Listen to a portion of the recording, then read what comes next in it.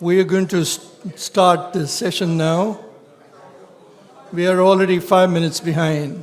First of all, I'm going to say that all of us over here are very, very sorry about the tragedy which Turkey has encountered a few weeks ago. We had our event which was postponed because of that. And there have been a lot of loss of life and destruction to the property. So out of respect for the people who've lost their lives, we're going to start this by observing 1 minute of silence. And after that, we will start the session.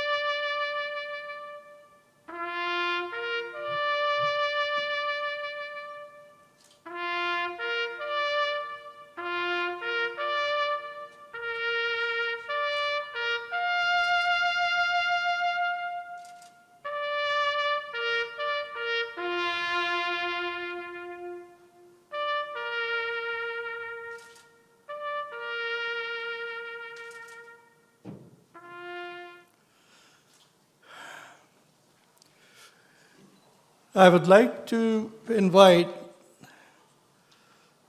I will start with thanking the team, KOSDER team, first, who have helped me put this event together. And in particularly, I would like to recognize Sedat Dumlu, who has walked the walk with me for the last 3 months, I will say.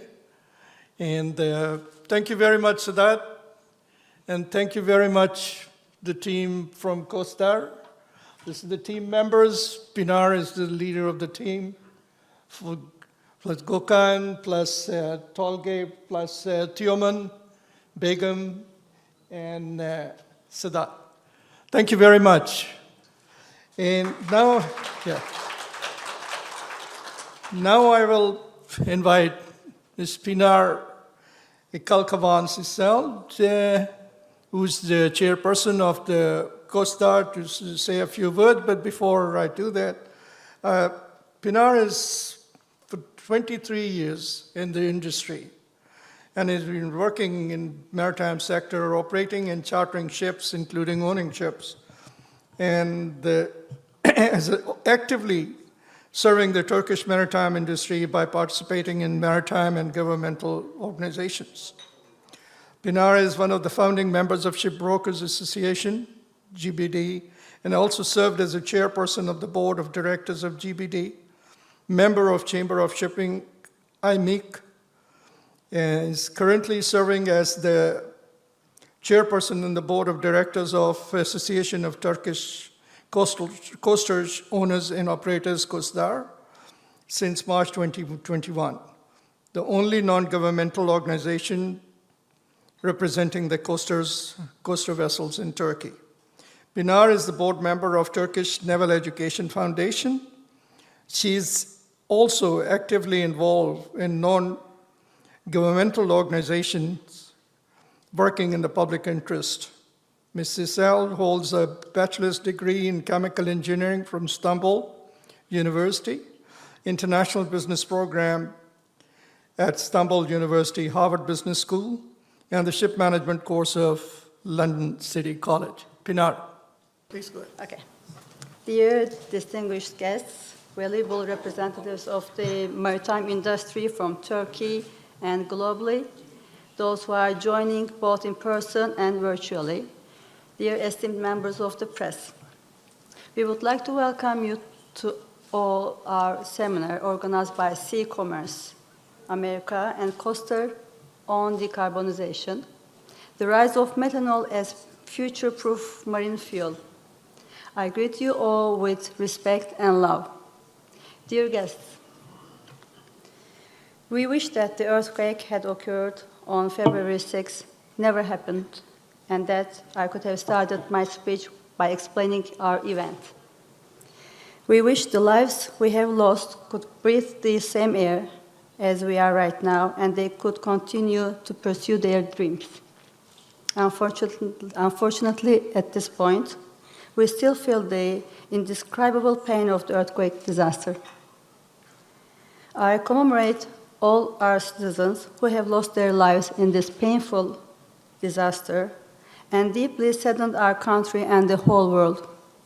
I hope that our injured citizens will regain their health as soon as possible and that these sufferings will not be repeated in our beautiful country, in any other country as well. Dear participants, the maritime industry, which has the largest share in the world trade, constitutes a commercial structure that has both national and international rules. These rules, which focus on people, environment, and safety, are updated by the rule makers, and the new regulations are published. Emissions from ships, which increase in line with the size of maritime transport, are the main reason for the enactment of new regulations. The aim of these regulations passed by the International Maritime Organization to reduce the emissions rate, which a certain period also puts our sector into a serious adaptation process. In addition to the various technologies produced for this adaptation process, alternative marine fuels are also at the key point of IMO's zero carbon goal in 2050. Methanol, which is frequently mentioned as alternative marine fuel, is also promising to be the marine fuel of the future.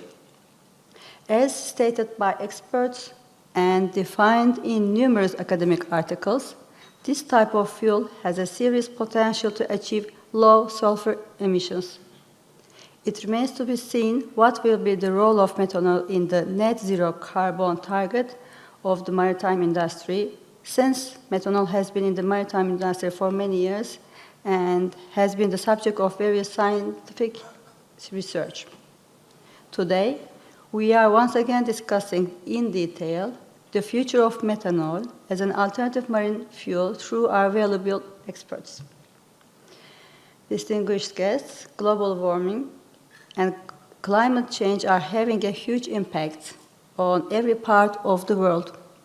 The maritime sector is trying to do its part on an international scale in order to prevent the adverse climate events, which, as a result, have many negative social, environmental, and industrial impacts.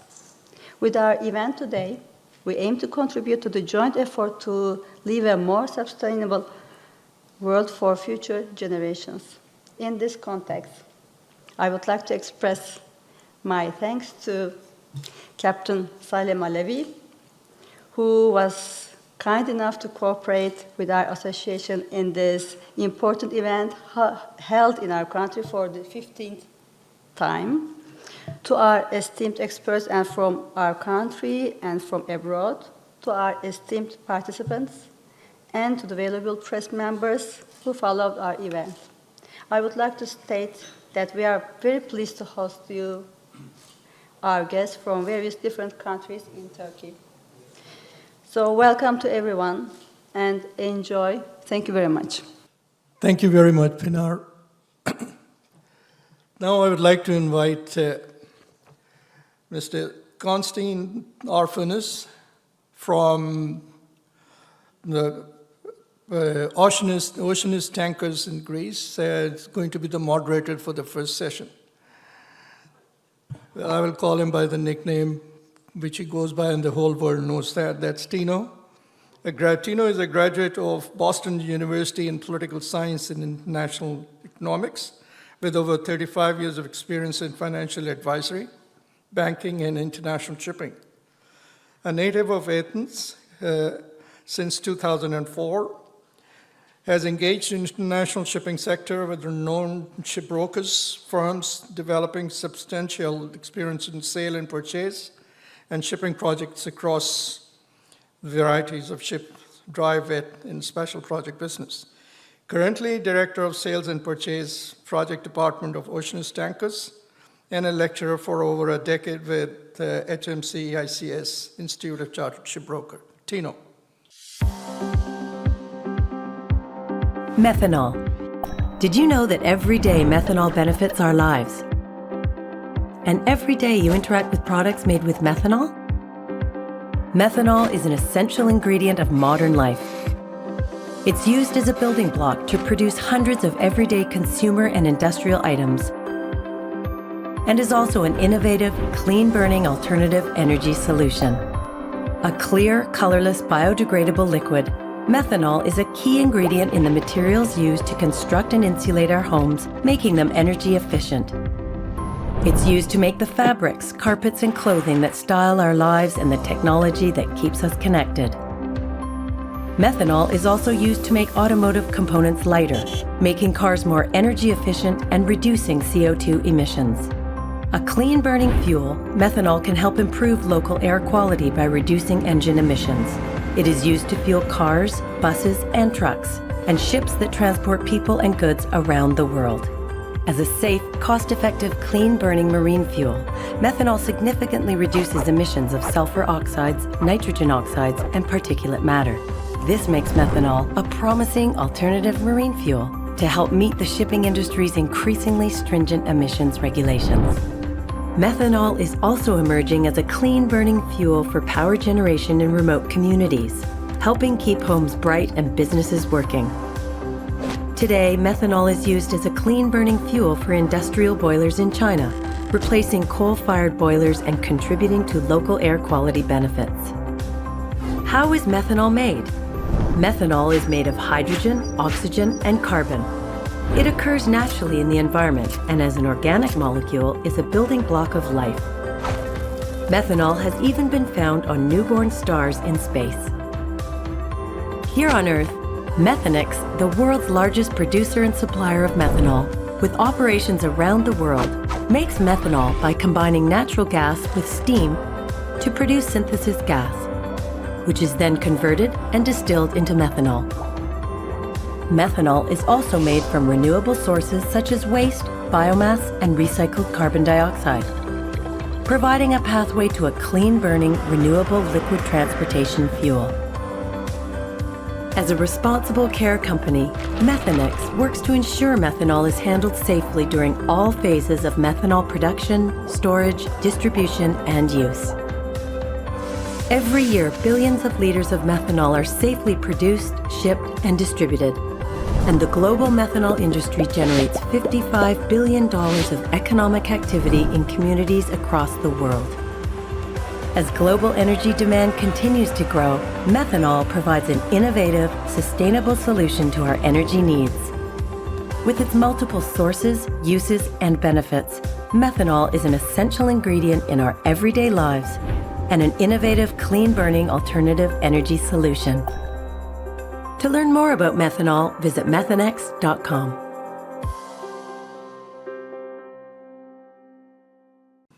Thank you, my friend, Captain Salim. As Captain said, my name is Constantine Orfanos. I'm a sale and purchase broker with Oceanus Tankers in Athens. The truth is that as a sale and purchase broker, we have the unique perspective of being able to see the entire game, the entire puzzle of shipping. Primarily because we are focused on ship owners, the trends, what they're doing, what's going on in the market, what's going on in geopolitics and so forth. And that's why it's an honor to be in your city today, this wonderful, unique crossroads between East and West, to be able to be a moderator here at the conference. Captain Salim is a good friend of mine for many years. The first time he came to Athens, he said, "I'd like to talk about methanol." I didn't know what the hell he was talking about. I said, methanol, methane, what's the difference? I had no idea. He started speaking to some ship owners, and they were clueless. They didn't know what he was talking about. I said, okay, it's Captain Salim. A few years later, in 2019, We sponsored a conference in Piraeus Marine Club, and we began to see the ears perking up from various ship owners as to this trend that's taking place in methanol. And today, we see a situation where 105 ships are being built, 43 methanol vessels being built just this year alone as new buildings, Maersk and COSCO being involved, which essentially is a game changer. So very basically, methanol is an innovative, clean-burning energy solution fuel. It is basically half of the world's methanol is related to various applications, cars, buses, Formula One vehicles, but today we're going to be focused on ships. Ships is what we do, okay, and this is why we want to emphasize the trend that is happening here in shipping. So a clear pathway to future decarbonization, compliance through a green methanol market, safety when it comes to global shipping, something that's been around for about 100 years now. 100 years methanol has been around and being used and easily produced. It's a clear, colorless liquid that quickly dissolves. It's biodegradable. It's non-toxic to marine life. Okay, cost competitive with other low-carbon fuels, without the need for expensive modifications to ships, engines, and so forth. So it is available in 90 to 100 ports globally, and it has a very, very long history of safe handling. So methanol meets all these advantages and the trends that are being created because of green energy. Today we have to a large degree, an energy crisis. We're seeing tremendous geopolitical changes in the world because of our reliance on fossil fuels, LNG, for example.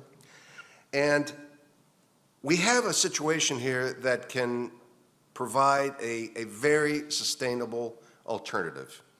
It is a fuel that is less volatile than LNG. It is, as we all know, LNG is the flavor of the month. It's what everyone is focused on. It's what motivates many of the countries that are engaged in geopolitical games around the world, even in our neighborhood, okay? But it is a transitional fuel, and there needs to be other ways, other types of fuels that are more competitive. So there's tremendous enthusiasm about methanol, and we look forward to a future of greener energy. Thank you. Okay, the first speaker we would like to introduce is Rafik Amar. He's Manager of Government and Public Affairs in Europe Methanol Institute, Brussels, Belgium. Before joining MI, Mr. Amar held several positions in EU institutions. He supported political work with a focus on transport in the European Parliament and is a coordinator for interinstitutional relations at the Secretariat General of the European Commission, where he oversaw relations between the European Commission and the Council. Mr. Amar graduated from the École Nationale d'Administration in France and holds a Master's of Science in Business Engineering. So, Mr. Amar, if you could be so kind. Okay, great. So thank you, everyone. Thank you also for organizing this event. So I'm Rafik Amar. I'm representing Methanol Institute. So it's a trade association representing the whole distribution, producer, and transporter of methanol all around the world. So some members of our association. So as you can see, there are several worldwide producers operating all around the world. So also, we made a slide just to remind the difference between like the conventional, the blue, the green methanol, because we'll talk a bit about the regulatory aspects of the methanol, especially at the European Union in this region, and also the availability of it and the different pricing that we can find. So, like since let's say, since 2019, the European Union started the Fit for 55 package. So the aim of this package of legislation, it's to reach carbon neutrality by 2050, but also to reduce by 55% the greenhouse gas emission by 2030. So behind this, those like 13 legislation, you have one super important for the maritime sector, and especially for methanol. It's FuelEU Maritime. So yeah, you have some things writing here, but like just in a nutshell, one of the biggest aspects of this legislation is that you have to reduce by 2% in 2025 your greenhouse gas emission for the well-to-wake aspect, so for the whole supply. So even like ship owner, but also the producer have to be sure that they can reduce on their own their carbon emission by producing green methanol instead of the conventional one, or even the blending one. And you should reach not 75% in 2050, because they just had a change like last week, but it's 80% by 2050. And between 2025 and 2050, you will have like a different step by 6%, 18%, 36%, and 40%, and after 60% and 80% by 2050. So what does it mean? It means that if you're producing methanol, if you're buying methanol, you should be sure that they could be certified and be sure that it's produced from renewable sources. So that's why normally initially on the text you have no ability to certify for fossil originated fuel. Like if you're producing a methanol from conventional aspect, like from coal or natural gas, it will be impossible for you to sell methanol or blending methanol in Europe if you're not complying with this legislation. So actually we are working closely with institutions to be able to certify your methanol production for the well-to-tank aspect, especially if it still comes from natural gas, if you're blending your methanol with renewable energy. So we will be fixed on that issue by the end of the month, and it will enter in force in 2025. So if you're discussing with ship owner or any, or if you're discussing to invest in methanol, you should be sure that they comply with this legislation. At the same time, there is also like lots of different legislation, but because we have not so much time, I just provide you a big picture. Hope that you can see, but if not, feel free to ask some question at the end of what's happened around the legislation and the regulatory aspects. So for the vessels operator, you will have this taxation, energy taxation directive. I think that you don't have to care about it because it takes so long, like almost 10 years for member states to align and find a compromise on it. So you don't have, to worry now immediately on that. For FuelEU Maritime, like the one I just gave you a big picture, you have also the emission trading system. What does it mean? Like if you operate inside the European Union, you will have to comply and to buy your carbon emission internally. You have also a part for the maritime sector that I can answer your question if you have on this. You have the Renewable Energy Directive. It's super important legislation that frame and explain what's the definition of a renewable energy. So if you are operating to produce methanol from different sources like biomass, carbon capture aspect, hydrogen, you have to be sure that all of your sources comply with this legislation that define what's is considered as a renewable sources.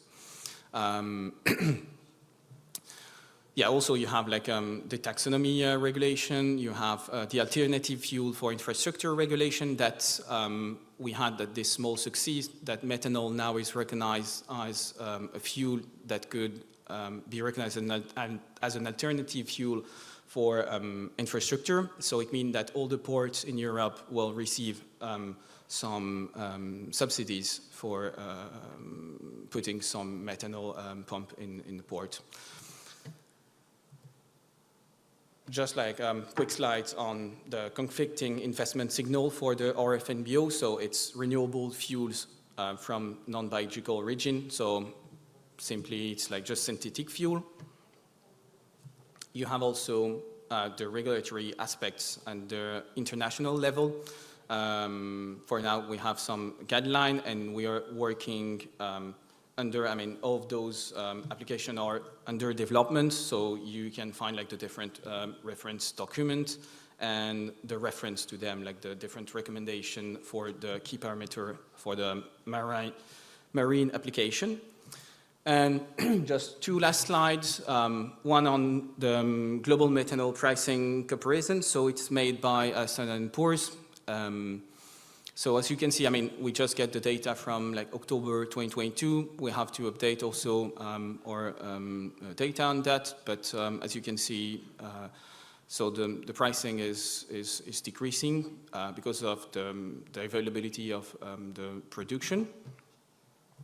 And about the availability of it, you have the differences between the e-methanol, so the green methanol, and the biomethanol, blending with different sources. So as you can see, by 2027, we'll be able to produce like 10 billion liters for the market. It's not enough, according to chemical and fuel demands, but all the producers are investing around the world to be sure that they could produce. The legislation help also to frame this, and of course the demand from like the different ship owner or different part of the market that need methanol to reach the objectives made by the EU. If we are operating on the EU level. So yeah, sorry, short time, but hope that this could give you a quick overview of what's happened on the legislative side. I think that it's very important to take this into account when you're doing business.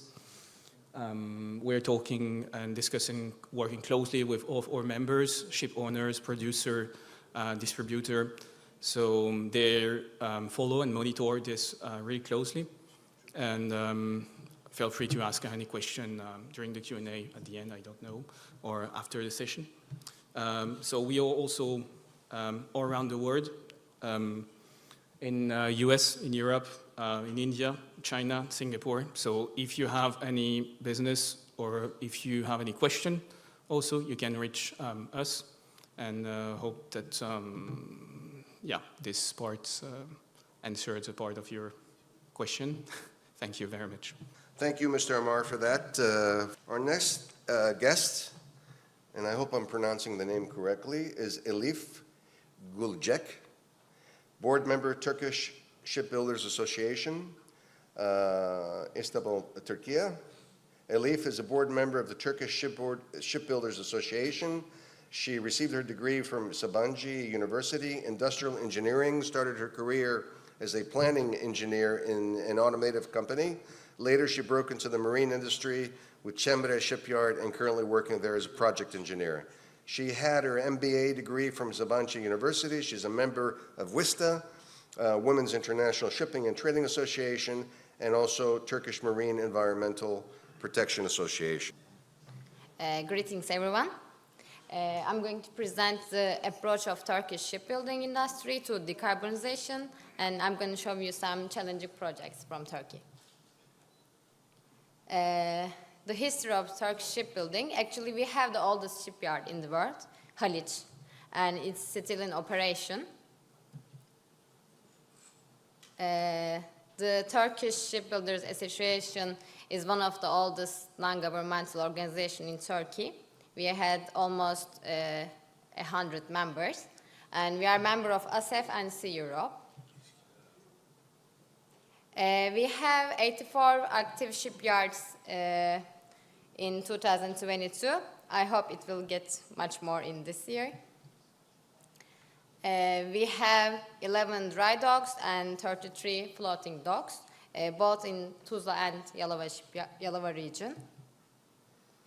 Unfortunately, we have 99.5 conventional fuel vessels, but we are going to build more eco ships.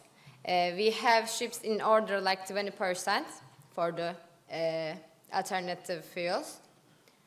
You can see that 35 of all orders are now eco vessels. Decarbonization journey of Turkish shipbuilding industry. We have some projects that are low carbon projects or zero carbon projects. We have successfully delivered some ships which are working with fuel battery, highly energy efficient ships, or LNG powered or hybrid ships. We are using new alternatives like methanol, LNG, and dual fuel ships like marine diesel oil and hydro-treated vegetable oil. We have also repair and maintenance in Turkey, and we are increasing the efficiency of existing ships by retrofits, like lengthening propulsion and steering systems or hull form changes. And here are some examples. I wanted to start with methanol vessels. In Cemre, we have one offshore service vessel, which is ESTVAC. This is going to be world's first service operation vessel that can operate on green fuels, battery, pure methanol, and dual fuel. It is also capable of sailing on renewable methanol produced from wind energy and biogenic carbon. We have two Akta Marine vessels in Tersan shipyard. They are DP2 construction service operating vessels. They're also powered with methanol and dual fuel. We have other offshore supply vessels. This is a demo project from Cemre shipyard. This is the world's DP2 SWAT. It's powered by batteries and dual fuel, also capable for methanol. We have a pollution control vessel from Uzmar. We have also wind farm support vessels. This is world's first hybrid battery DP SOV. And we have ultra-low fuel consumption and optionally fully electric operations, wind keepers. These are also sisters, and they have autonomous functionality. And ferries. We have a Ro-Ro car and passenger ferry in Sefine. It has 200 PCU diesel electric. We have the largest zero-emission ferry in Cemre. It has 10 megawatt hours battery, and it's also upgraded to methanol. And other ferry series, which also work 100% operation on batteries and who has autonomous functionality also. I think we all know the Havila company. They have passenger vessels on Tersan, and they have the world's largest battery packs. They are both also working with LNG and battery. And fishing vessels. We have so many fishing vessels around the world, especially in Norway. Sefine has a dual fuel live fish carrier, and Cemre has the world's largest deep fish carrier, which is also working hybrid. And Tersan, this vessel got the award for 2020 Workboat World Best Longliner because it's the world's first purpose-built vessel combined longliner and Danish seiner. We have also other fishing vessels. This one in Tersan is directly LNG fueled. It's not dual engine. And maybe you have already known Libas, the world's first LNG and battery-driven purseine trawler. And we have another example from Tersan. It's reefer cargo and fish feed supply vessels, which is also LNG powered and hybrid with batteries. And the tugboats. The world's first battery-powered fuel-electric harbor tugboat is ZTAG. It's on operation on Tuzla Bay. And we have the world's first LNG-fueled escort tug and hybrid tug from Sanmar. What a coincidence, they have naming ceremony today. And you know Turkey is the third in the world for yacht building. They're also having alternative fuels like HFO, battery and methanol and fuel cell.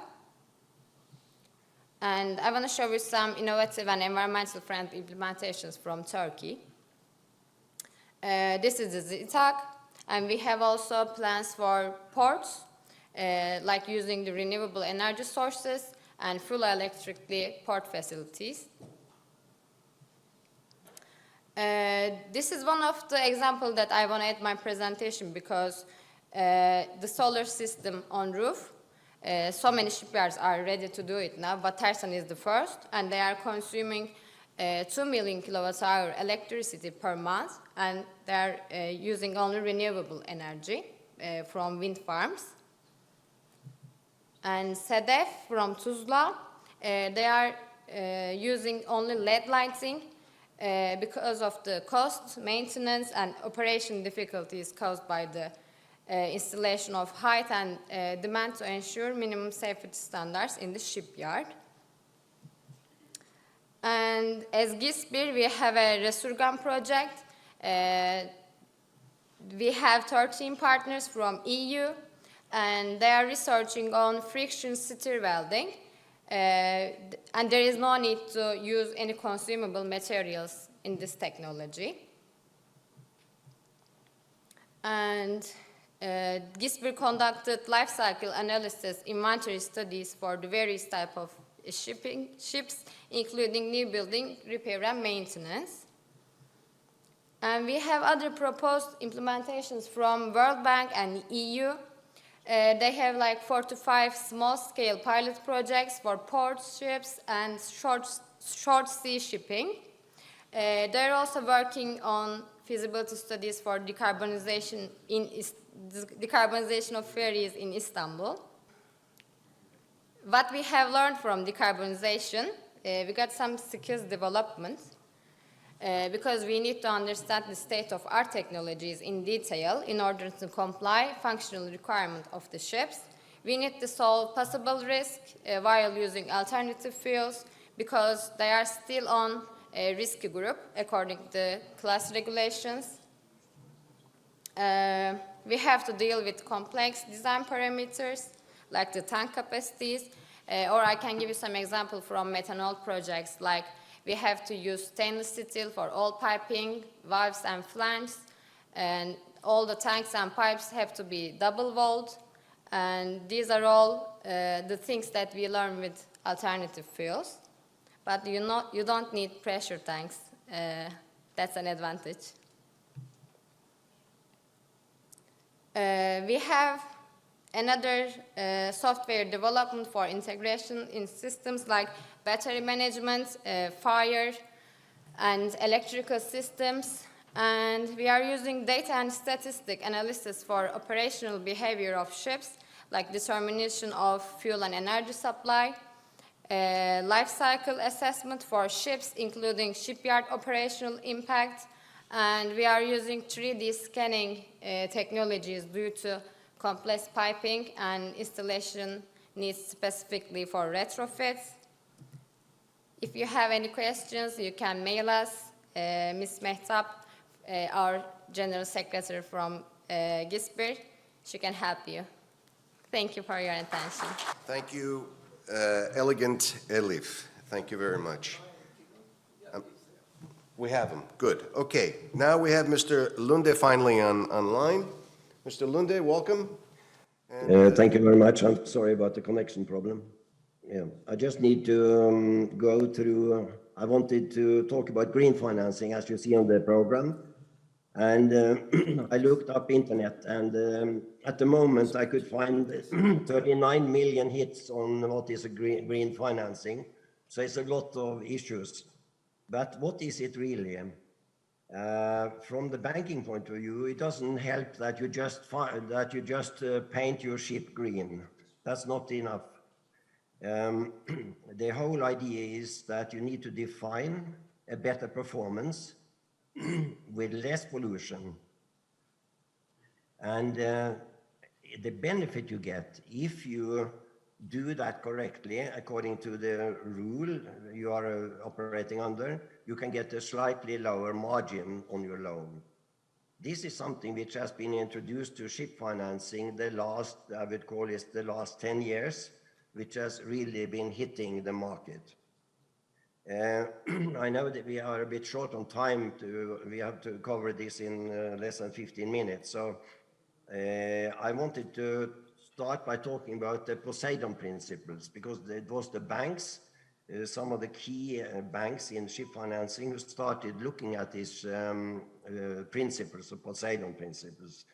Instead of going through them too much, I would like you just to notice the name, and there are about 18 principles in their work sheets. And that means that each bank will have to report every year. And the whole idea is to reduce number of grams of CO2 a single ship can emit per 1 ton of goods transported 1 nautical mile. That is the basic principle. So now we will see at the year-end reports how the banks will report this. But the point is that a good company achieving their goals will have a bit better margin than the rest of the crowd. Since the banks started the Poseidon principle, we have had many organizations, especially in the US, focusing on creating advice and kind of audit on shipping companies. And it's going both on the private side, but also state companies like EU and other companies are following and trying to find out how to measure and how to be sure that loans are green in their mind. And you can imagine these days that many investors who are investing in shipping in general are having funds from companies who definitely want them to be defined as green financing. What surprised me most in looking into this over the last few years is, of course, I call it a tragedy that the Classification Society, or Ajax, has not reacted or jumped in, because there's no doubt that nobody knows, sorry, there's a connection here. Nobody knows the ship better than the shipping society or the classification societies. And in my mind, they should have come in and put up a global standard which everybody can be measured after. Unfortunately, that has not yet happened. So we have the Poseidon principle, and then we have all these private companies and state companies trying to find a way to define green. In the meantime, you have seen there is one thing which has happened in the meantime, which I wanted to mention, and that is 0.5 there, which is the carbon credit. That is something you buy as a compensation for not reducing your own pollution. So if you buy this, you invest, or the money will go, for instance, to a pig farm in Brazil, who will do investments to reduce their pollution, and you pay for it by not reducing your own pollution on your own ship. I find this pretty ridiculous, but anyway, that is one way, still acceptable today, to have a green trip for your ship. The last, point 6 is, of course, that all of you know how much IMO and EU are busy with creating better ships and reduce pollution. And what we see in most cases, the effect is basically to reduce speed. Most of the new rules will basically reduce speed. And that is interesting in itself in the market, because of course it will reduce the supply in a market which are not oversupplied in ships by new buildings. And then we have the dual fuel ship. It was mentioned by some of the other speakers as well. I call it the famous dual fuel ships. I did a check on most of these ships are, as you know, LNG and MDO. So you can choose between those in a dual situation, but the 80% last year of those dual fuel ships, they were running on MDO, so they were polluting like any other ship. And of course, the reason for that is that LNG prices became so high. The other problem in looking at LNG in this context is, of course, that you then calculate tank-to-wake pollution, and you don't take into account the well-to-tank problem in creating LNG.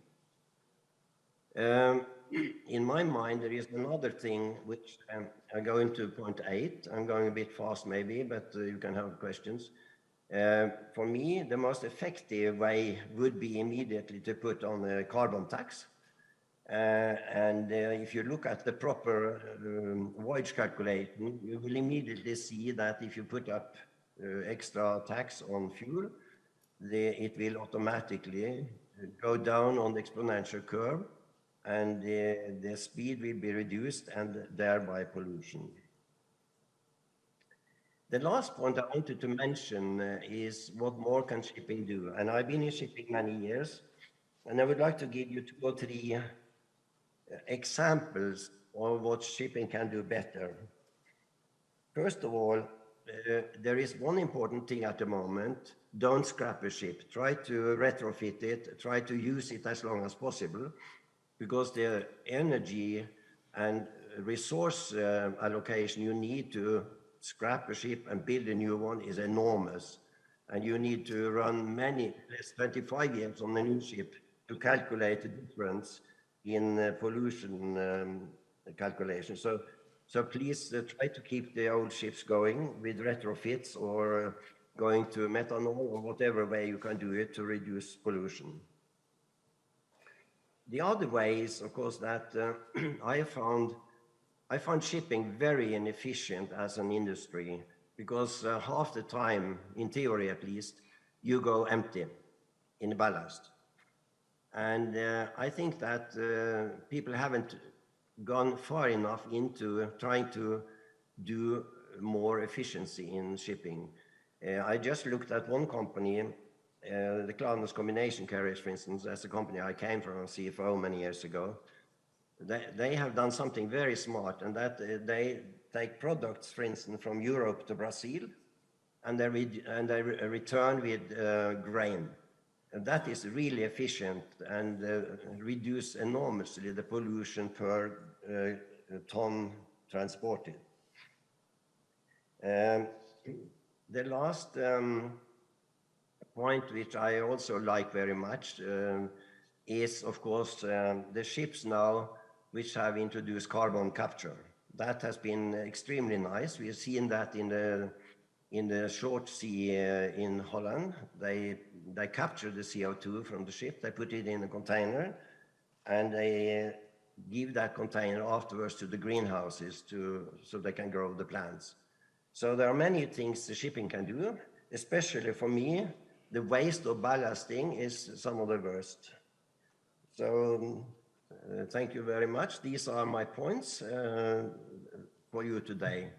So green financing is here to stay, but it would be nice that it's getting to be a more standardized system which everybody can agree to and apply. Thank you. Thank you very much, Mr. Lunde. Mr. Lunde makes some very valid points. I think with all these changes happening in fossil fuels, I think green financing will become much more prominent. Okay, our next speaker, Mr. Pavel, are you there? Yes, I'm here. Can you guys hear me? Let me just make a quick introduction. Mr. Pavel is a partner at ArcView Capital, a private equity fund based in Stamford, Connecticut. I used to live in Fort Lee, New Jersey, by the way.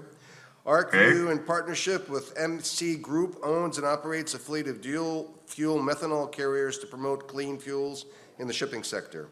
Prior to finding ArcView, Mr. Chernyshov was a managing director at Ziff Brothers Investments, a prominent family office based in New York. Since joining ZBI in 2009, Mr. Chernyshov has various roles across different groups at ZBI, including investment strategy, private markets, ventures, and most recently, the overall investment committee. Prior to this, he worked with private equity at KKR and Company. He started his career as an investment banker at Morgan Stanley, holds a bachelor's of art in computer science economics from Amherst College. He has been awarded the Asthanagra Scholar. I'm not sure if I'm pronouncing that correctly. Close enough, close enough. Okay, and awarded the James R. Nelson Prize in Economics. So let me guys give you a quick intro. I think that, you heard the quick description on ArcView. We are a private equity fund that launched in the face of COVID, and so we've been around for a couple of years. However, we are no strangers to shipping. We've been investing in and around shipping for about 15 years. So not as long as Doug Finn, but still in the investment fund world, it's almost like a lifetime. So, and we're still around. So that's the important thing. I'm getting a lot of echo, guys. I don't know if there's maybe the slide should be muted or something. Okay, this is better. So let me see here. So we recently in 2021 acquired the fleet of dual fuel methanol powered tankers. I'm still getting a feedback. Can you guys hear me okay? Yes, we can hear you. I think that the C-Commerce America, that screen, I think should be muted. I think that otherwise there may be like a feedback loop. Anyway, so the joint venture acquired 5 dual fuel methanol MR tankers, and this was done in partnership with the largest methanol producer, Methanex. And I think that we were pretty excited about that investment because we've done a lot of work on different alternative fuels, and so looked at LNG and other options. And I think that through our due diligence, we've concluded that methanol is, in our view, is probably one of the more viable alternatives long term. And that's why we focused on finding these vessels. And we actually had the opportunity to acquire not only vessels, which is kind of more typical in shipping investment, but had the pleasure of also bringing on a team that brought pretty deep expertise with them. Specifically, we were able to bring on board the in-house new building supervision team that had a lot of experience in building these vessels.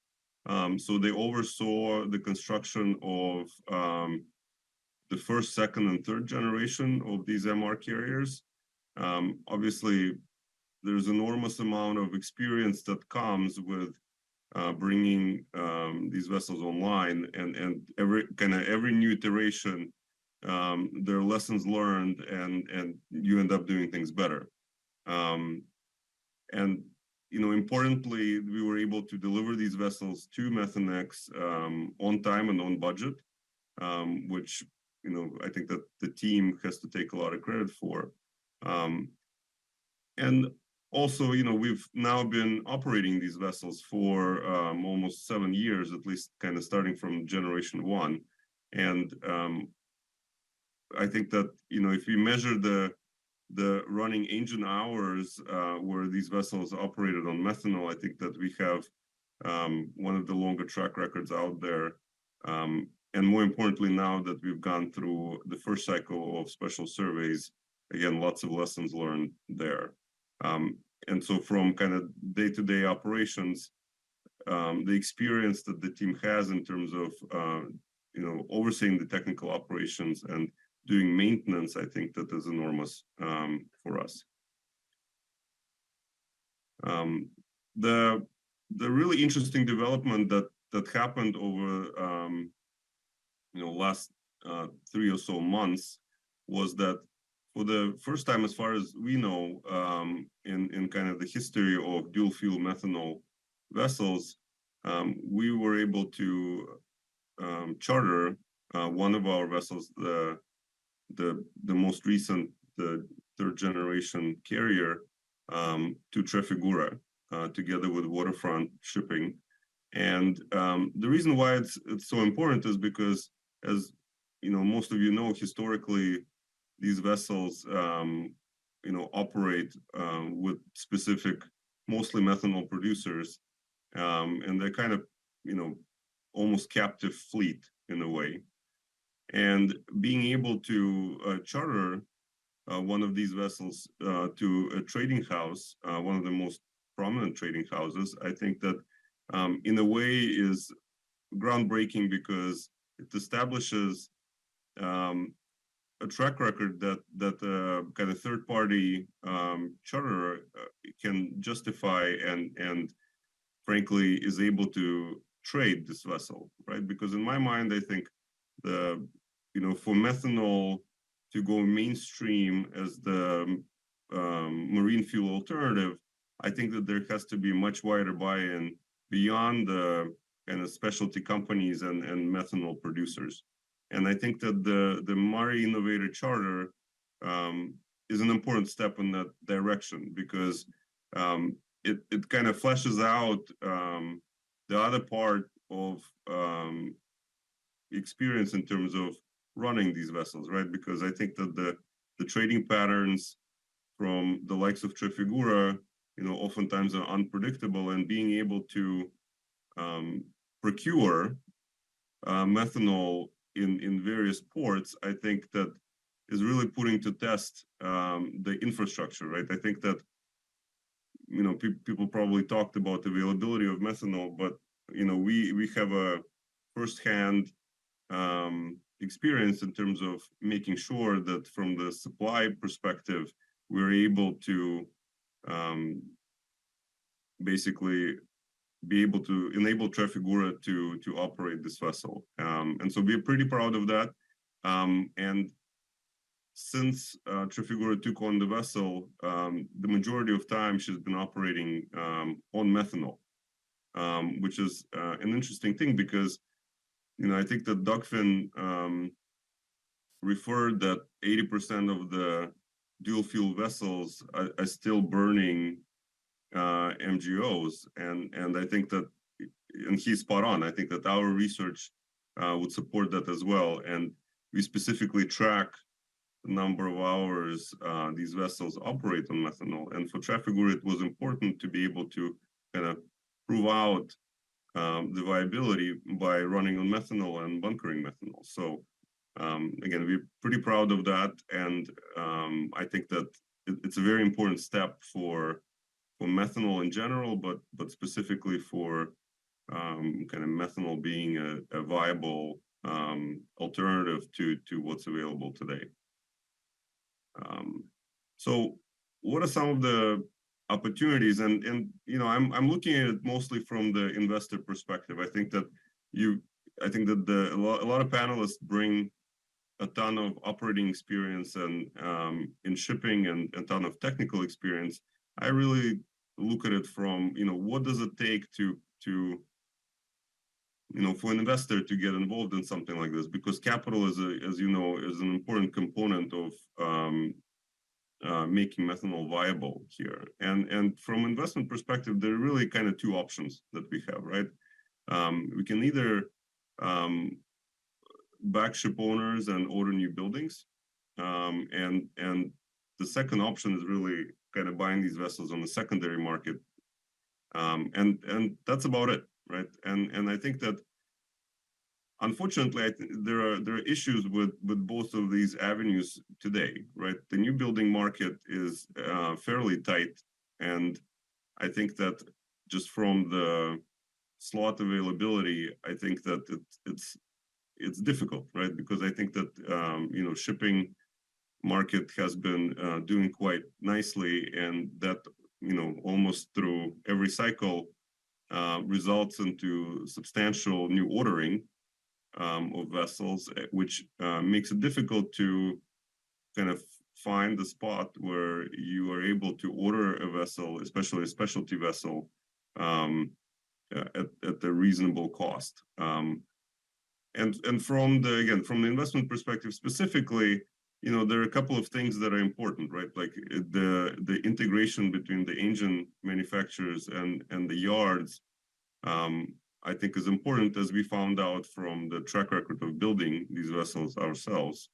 The other interesting part broadly is that, third-party capital is always hesitant because, nobody really wants to buy first few vessels, right? And because I think that as a third-party investor, our experience in running these vessels cannot compare to ship owners who have been in business for a long time. And I think that generally the tolerance to take a risk on something that there's only been a handful of vessels built, I think, is difficult. However, that hurdle, in my opinion, has really been overcome, because now these vessels have been built by prominent yards for almost a decade, and we now have a lot of operating hours behind us, which I think de-risks that specific point. And of course, the pricing is high, right? I think that ordering a vessel today is not a cheap proposition, and especially if you look back historically, I think that that makes the numbers more difficult. Now, the secondary market, which I think is generally where vessels are bought and sold in shipping, as you know, I think that the difficulty is that the existing fleet of dual fuel vessels is relatively small compared to kind of overall, let's say, product tanker market or whatnot. And I think that creates a certain amount of scarcity. And the reality is that I think that most of these vessels were ordered and specialty built for a specific trade, and are generally employed by large methanol producers. And I think that those vessels generally come with longer term time charters, and the owners who most likely build those vessels are very reluctant to let them go. So these are the opportunities for investors to participate, but they're not without some challenges here. And I'll speak a little more about kind of what it takes to inspire capital formation in the space. And some of it will echo what Dagfinn said about green financing, but I think that the first and foremost, the most important component, in my opinion, is the availability of long-term time charters. And that really has to come from the end customers, right? I think that the end customers who have a focus on kind of more environmentally friendly transportation infrastructure, I think that should be able to kind of put that requirement forward and inspire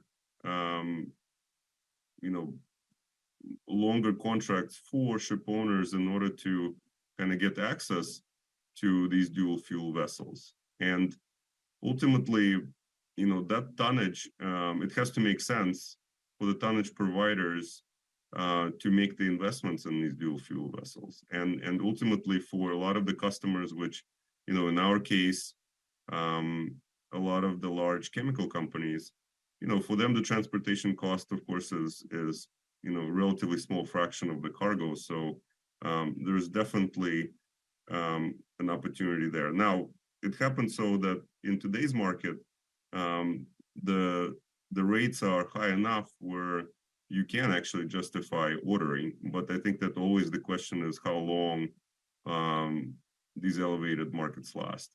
The other component of that is meant to, I think, inspire investing in these vessels is, what are your debt financing options?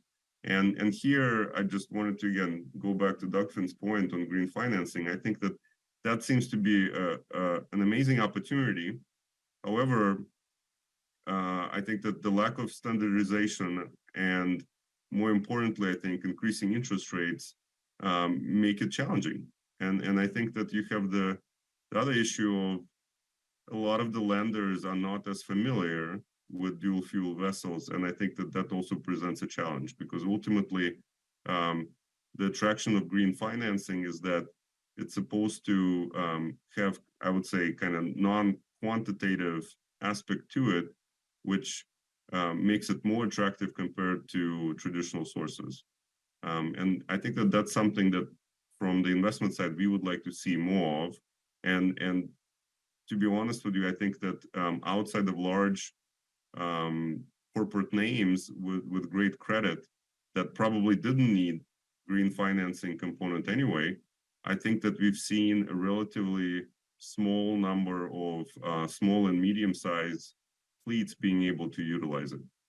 And of course, finally, kind of it all boils down to the equity returns, right? I think if you look back over the probably couple decades, financial investors, so people who are not running shipping companies directly, I think generally had a very spotty track record in terms of investing in specialty or niche vessels, and I think that is something that the industry as a whole perceives as a risk, and I think that it's important to have seminars like this, and I think that Captain Salim is doing a great job in terms of educating the broader public about the benefits and, frankly, demystifying the dual fuel methanol vessels and kind of bringing it to mainstream. I think that's a very important step that I think will inspire capital formation going forward. Now, of course, it's not without challenges, right? I think that there are, you probably heard a lot of the so far, a lot of the potential issues that the industry is facing. Again, I really want to kind of highlight things that, for me as an investor, have been an important component. And frankly, we spend a lot of hours trying to study and trying to get comfortable with. I think that the number one component here is chartering, right? And I think that Trafigura in many ways answers that question. And I think that we are very excited that a big house like Trafigura is comfortable trading a vessel. But I think that it kind of creates an interesting situation where for traders, dual fuel vessels actually could be more attractive because, you have another lever of profit making here where you can trade off. You have flexibility in terms of how do you bunker your vessel. And I think that, and we've seen it in action where I think methanol was a lot more cost effective over the last few months to use as opposed to the regular fuel. And I think that we'll see over time kind of more methanol friendly patterns emerging. And those patterns, frankly, will depend on the next point, which is bunkering. I think that when we did the initial survey, approximately 100 major ports technically have access to methanol. But I think that that access, while I think that is factual, not all the ports have the same amount of infrastructure around methanol to allow functional bunkering. And I think that specific area, I think, is important and has to develop further. And so when I talk about kind of methanol-friendly trading patterns, I think that people will build routes that take advantage of the infrastructure that's readily available. But I think that it's definitely work in progress, and a lot of it hinges on regulatory component, because I think based on our work, I think that the permitting framework at major ports, I would say, is not as developed as with regard to kind of regular bunkering. And I think that this is something that will require some of the kind of overall, organizations like IMO to work with specific countries, but more importantly, larger ports, in order to hammer out some of the standards around bunkering for these vessels. And frankly, I think that it's in my opinion, in many ways, organizations like IMO and European Union can drive that. And I think that there's a lot of opportunity there. And then lastly, I think that I want to explicitly mention green methanol availability. Now, from an investor perspective, the beauty of methanol is that there's not a lot of modification to the engine that needs to be done. Actually, there's none that needs to be done in order to switch from more readily available gray methanol to green methanol when it becomes available. And that's what, in my opinion, makes, at least from our Q perspective, I think what made methanol a very attractive candidate to serve as a kind of dual fuel, because you don't really need to make any additional investment. But it is important that the capacity for whether you call it blue methanol or green methanol becomes more and more available, because ultimately that's what's going to drive the reduction in the carbon footprint. And so I think that that's something that we're keenly watching, and I think that that's something that we try to track these projects, and we hope that there's going to be a lot more growth in this area. And in conclusion, I just wanted to say that the interesting part here is that this is not the first time when shipping industry goes through some sort of adoption of a relatively new technology. We have plenty of examples out there where you can go back as far as super tankers, where a lot of the components, a lot of the requirements for capital formation to adopt those vessels, I think came from longer term charter availability, from a more developed port infrastructure.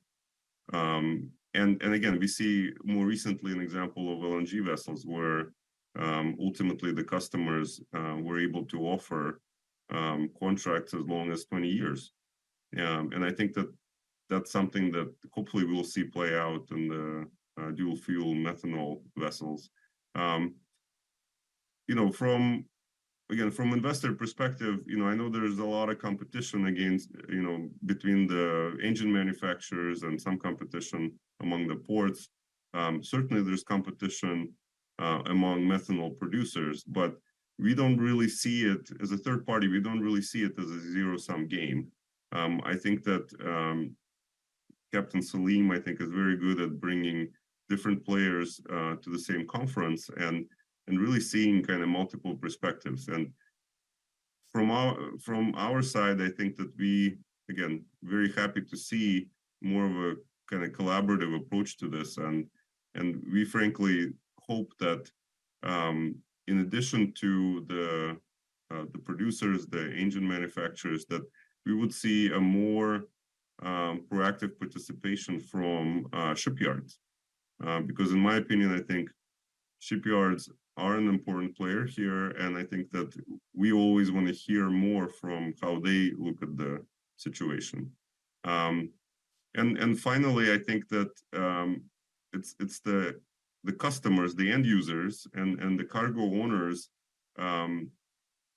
will ultimately set the stage and kind of drive this adoption in a more fundamental way. And I think that that's something that we want to see, the commitment from the end users to improve the carbon footprint of their logistics system.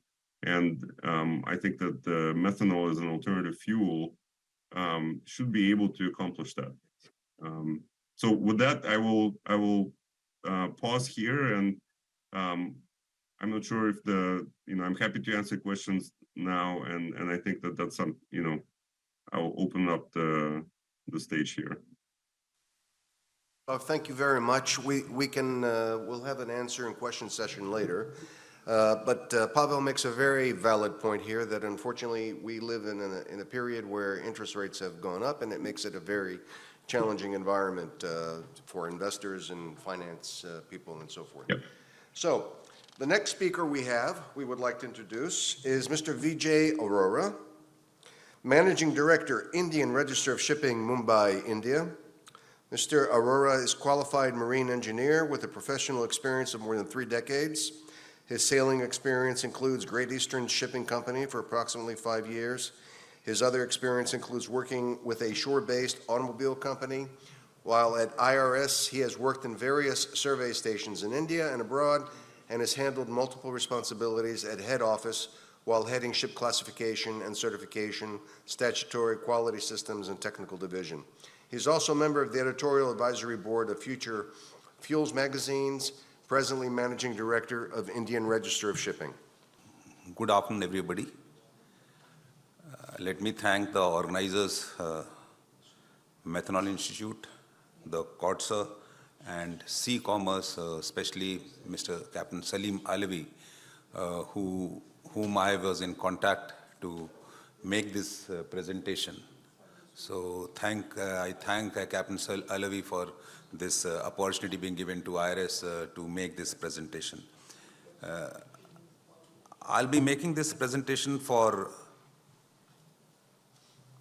the class perspective for conversion of existing fuel oil bunkering vessel to fuel oil or methanol bunkering vessel. That means if in case you want to carry methanol in a oil bunker tanker, what we need to do. So that's what I will be talking about.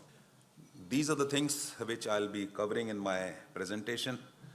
I have taken a sample vessel so that it becomes easy when you compare basically. Any time when we want to change, we always compare. So it becomes easy if in case we develop and understand the characteristics, because the fuel is changing and we have never dealt with this fuel. So the characteristics of fuel will play an important role to determine what risks we need to mitigate. And whenever a ship is built, we talk about structural requirements, fire protection requirements, ventilation requirements, cargo containment requirements, pumping, piping, operational for the crew, for the safety. Then finally, if in case class has to be involved for the construction of the ships, the plans which are required, and then what are the conversion steps and scopes, and final the summary basically, which will brief you as to what exactly needs to be done, while few slides initially will be detailed slides basically. I'll try to cover up in 15 minutes. If I go a little 3 minutes before, please give me permission to complete it. I'll be thankful to you. When I am taking a sample of the vessel, the purpose is to see that what type of vessel she is. This vessel is an oil tanker. She's a SOLAS vessel. And when we talk about various regulations, the regulations are divided by certain numbers. So here the number which is important is the deadweight 2900 is an important figure to be remembered when I'll use in the future slides basically. It's a steel vessel, and like I said, mild steel. It is carrying cargo which is less than 60-degree flash point, because SOLAS today cover flash point of fuels greater than 55, so she is less than 60. So she is under SOLAS fuel which are being carried on ships today. And she's a class ship basically, and her gross tonnage is 2040. So again I say this is a SOLAS vessel basically. So she is presently, this vessel is classed with IRS. I have taken this as sample, which is a bunker vessel, and how, if in case we need to convert, what we need to do, I have tried to cover in the future slides, basically. So I start with the methanol characteristics. Methanol has a typical character that it is not having any visible flame when it burns in daylight, basically. So this impact is this, and when something is not visible, that means something may go wrong, and we need to mitigate this risk, basically. So methanol fire causes fire extinction challenges, since methanol flames are low temperature and non-luminous, and they cannot be felt also. So when somebody cannot see something, somebody cannot feel something, it becomes difficult for if there is a fire basically. So the firefighting units on the ship should be aware of this fact, and then accordingly they should see that how we have to capture these fires basically. This particular methanol is liquid chemical at normal temperature, and this methanol is miscible in water. So these two characteristics are useful to us from some point of view. Because miscible in water, that what happens basically, if the concentrations are less than 25, it becomes easy to fight the fire basically. And liquid chemical is there, so I have to refer to the IBC code, and that is what the characteristics will be used when I'm going to construct the ship basically.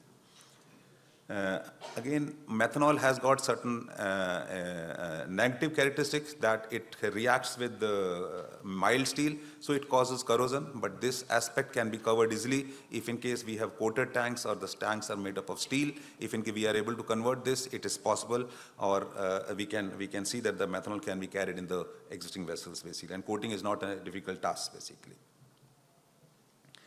It is low flash point fuel. It is less than 55, so we have to refer to the IBC code, and that is where we have to be governed by the IBC code in respect of construction requirement basically. Methanol has got a high evaporation rate, and when high evaporation rate is there, it causes high vapor pressure. The vapor pressure builds up very fast. So we need to see that how venting can be done. The PV valves which are there on the tankers can be set up so that the relief takes place and the pressure is not built up in the tanks basically.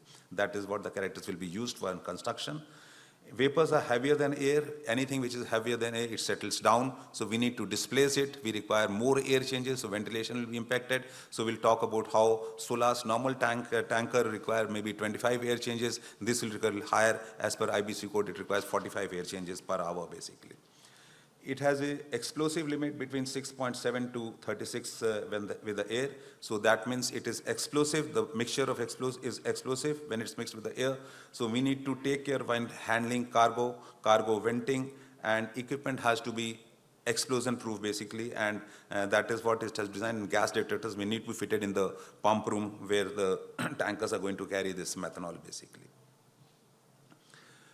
Further to this, increased pressure when heated, because when you heat it, it is basically going to expand and it is going to increase the vapor.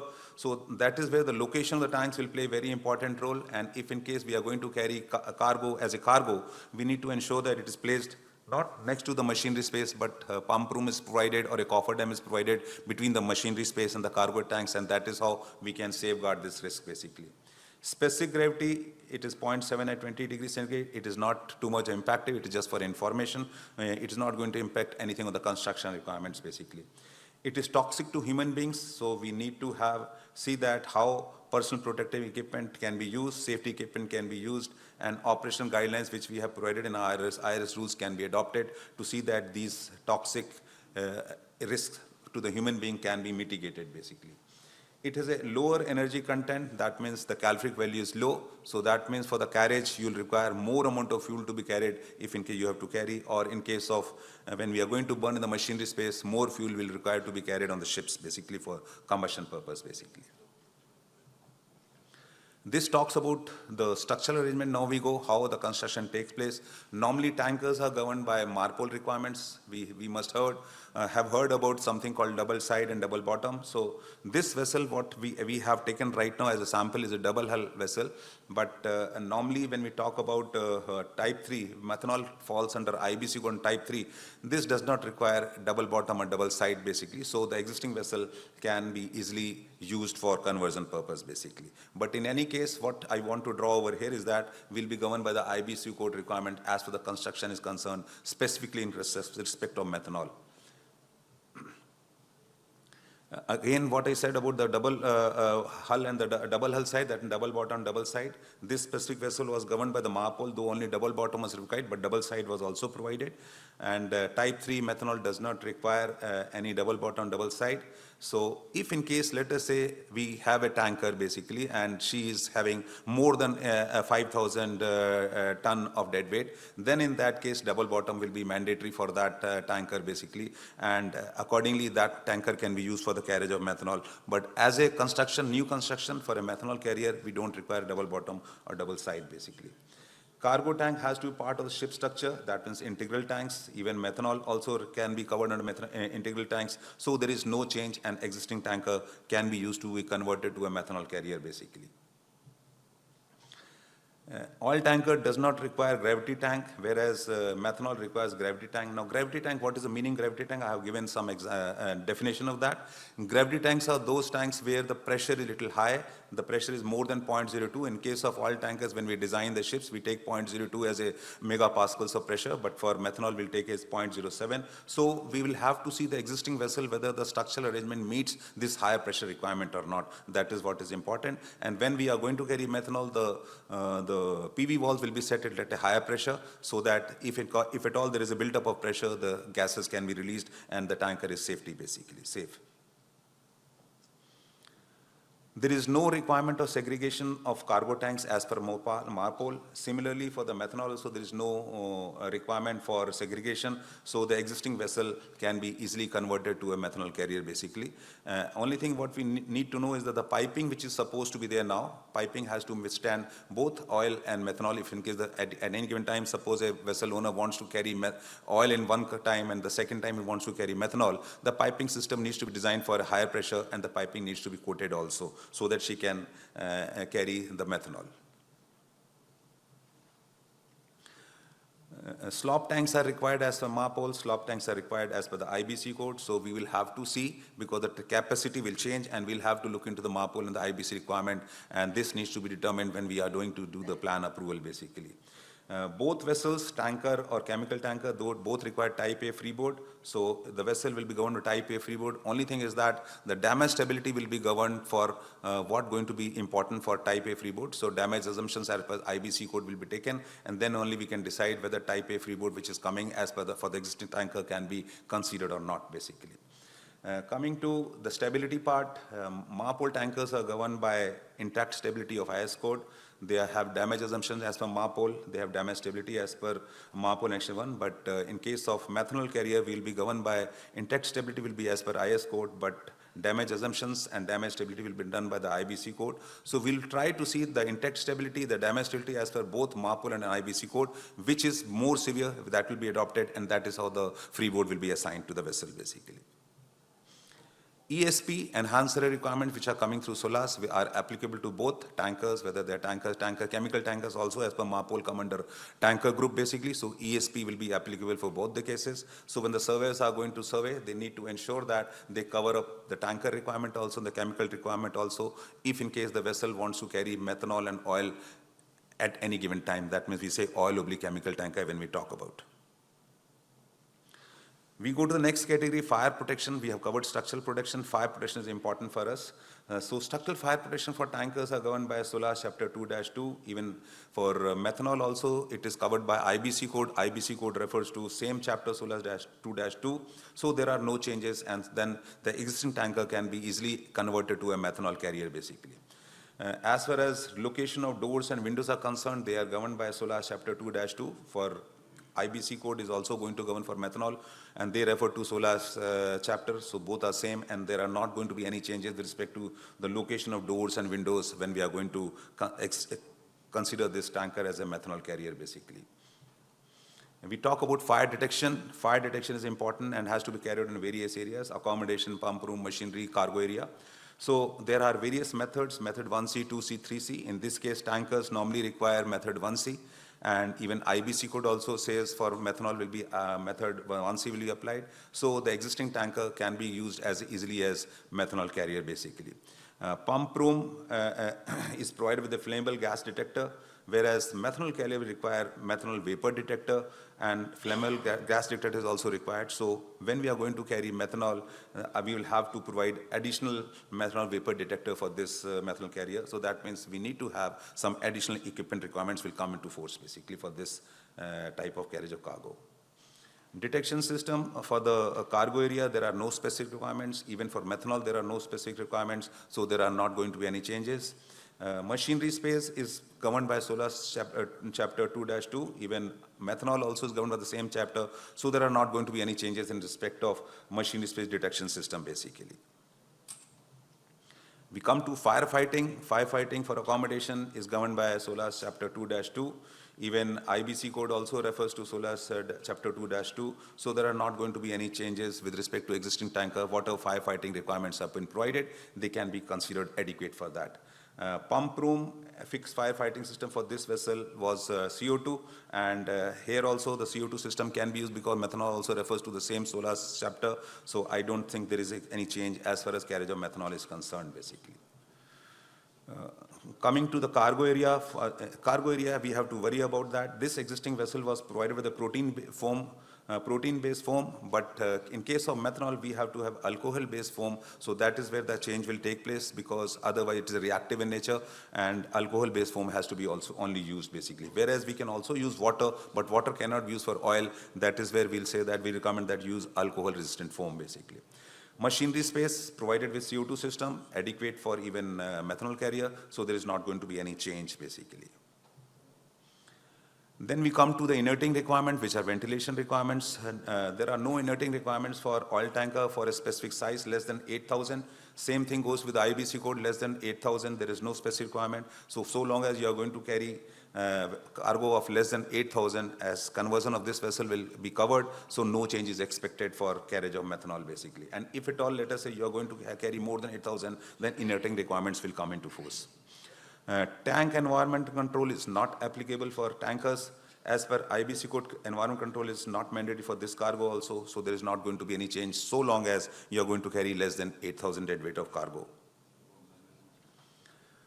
Ventilation requirements, tank vent location is to be as per SOLAS chapter 2-2 and is to be away from nearest air intakes and openings to enclosed spaces containing a source of ignition, and also should be away from the deck machinery.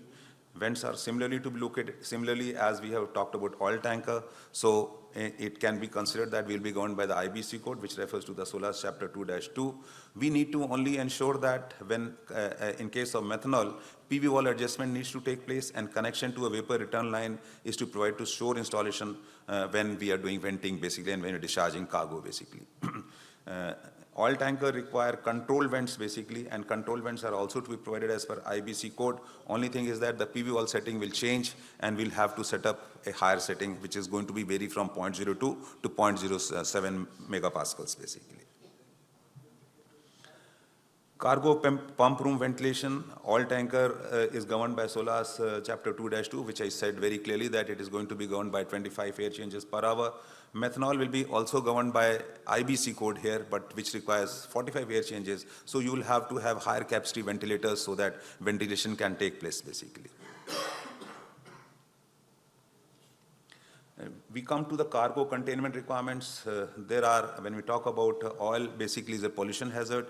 Methanol carries oil and pollution and safety hazards. We need to see that the safety hazards of methanol are not so significant, but they can be handled, which I talked about by using the protection equipment and little familiarization of the people. And I think it doesn't pose a threat on carriage of methanol, basically. A requirement of coffer dam between cargo tank and the machinery space is required as per SOLAS chapter 2-2. Similarly, it is required as per the IBC code, which refers to the SOLAS only. So there is no change expected as for the location of coffer dam is concerned. Electrical equipment has to be explosion proof. Same goes with the IBC code also. So we don't expect any change when we are going to do the conversion, basically here.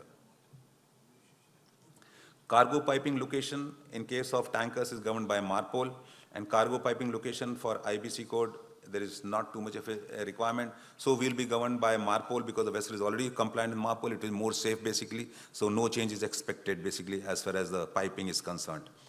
Cargo piping is provided for oil cargo. Here it is provided for a low flash point fuel. We need to ensure that the piping is going to be governed for higher pressures and should be coated so that it can carry the cargo which we are expecting to carry, basically. Here, in case of tankers, this tanker had an open gauging system, but methanol requires closed gauging system. So basically, there will be a change, and a closed gauging system is mandatory when we are going to carry methanol.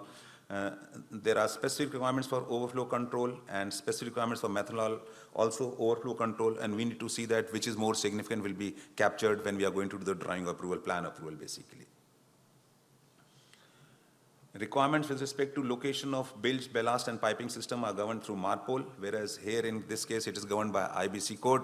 So the cargo, bilge, and ballast piping plans needs to be re-verified to see that it meets the IBC code requirements also. There are operational requirements when we talk about vapor detection. Requires one portable instrument.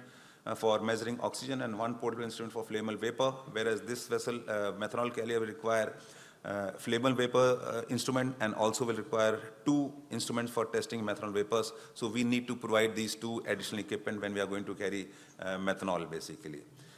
EBDs, when we talk about emergency escape breathing devices, there are no specific requirement for SOLAS as per tankers are concerned, similarly for methanol carriers concerned, but EBD requirement as for entry into confined spaces which comes through SOLAS will be provided as such basically. We need to ensure that the seafarers, the masters and the officers are trained for carriage of oil, and in this case methanol, they have to be changed for the they have to be trained for or STC Blue certified for chemical, and accordingly the certification needs to be ensured before sailing with this crew basically. We talk about safety requirements. General personal protection requirements are required for the crew as per SOLAS, and this is governed as per the IBC code. So we need to ensure that the safety equipment is provided as per the respective code, and accordingly the LSA plan should be approved basically, so that we capture the changes basically. The lifeboats provided on the ship for a tanker and the lifeboat provided for a chemical tanker are same, and the same lifeboat can be used for when we are going to use methanol carrier basically, and then that is how we don't expect any change basically. Self-igniting lights are required for the lifebuoys, and similarly self-igniting lights are required for the lifebuoys in case of methanol carrier also, so we don't expect any change when we are going to convert this oil tanker to a methanol carrier. This we are talking about list of plans. Definitely when a class society is going to accept a tanker to be converted to a methanol carrier, these plans, whatever existing plans are there, they need to be re-looked into and they need to be submitted for approval. There are almost, I think, 37 or 38 plans are there, which I have listed over here, but I'm not going to go through because they will not play a very important role and significant role now, but definitely they need to be provided. And when we are referring to these slides, if in case all those interested for the change, they need to see that these plans are modified for the carriage of methanol basically. There are around 38 plans to be submitted so that they can be reviewed before we can consider the change basically to take place basically. This is, we are talking about how the project needs to take place. Definitely there is an owner involvement because he is the existing vessel owner, and there is a class involvement. So there has to be MOU signed between the two. The feasibility study has to be taken by the owner. Both have to correspond, liaison with class and statutory matters so that they can come to the terms what has been understood as gap analysis understood.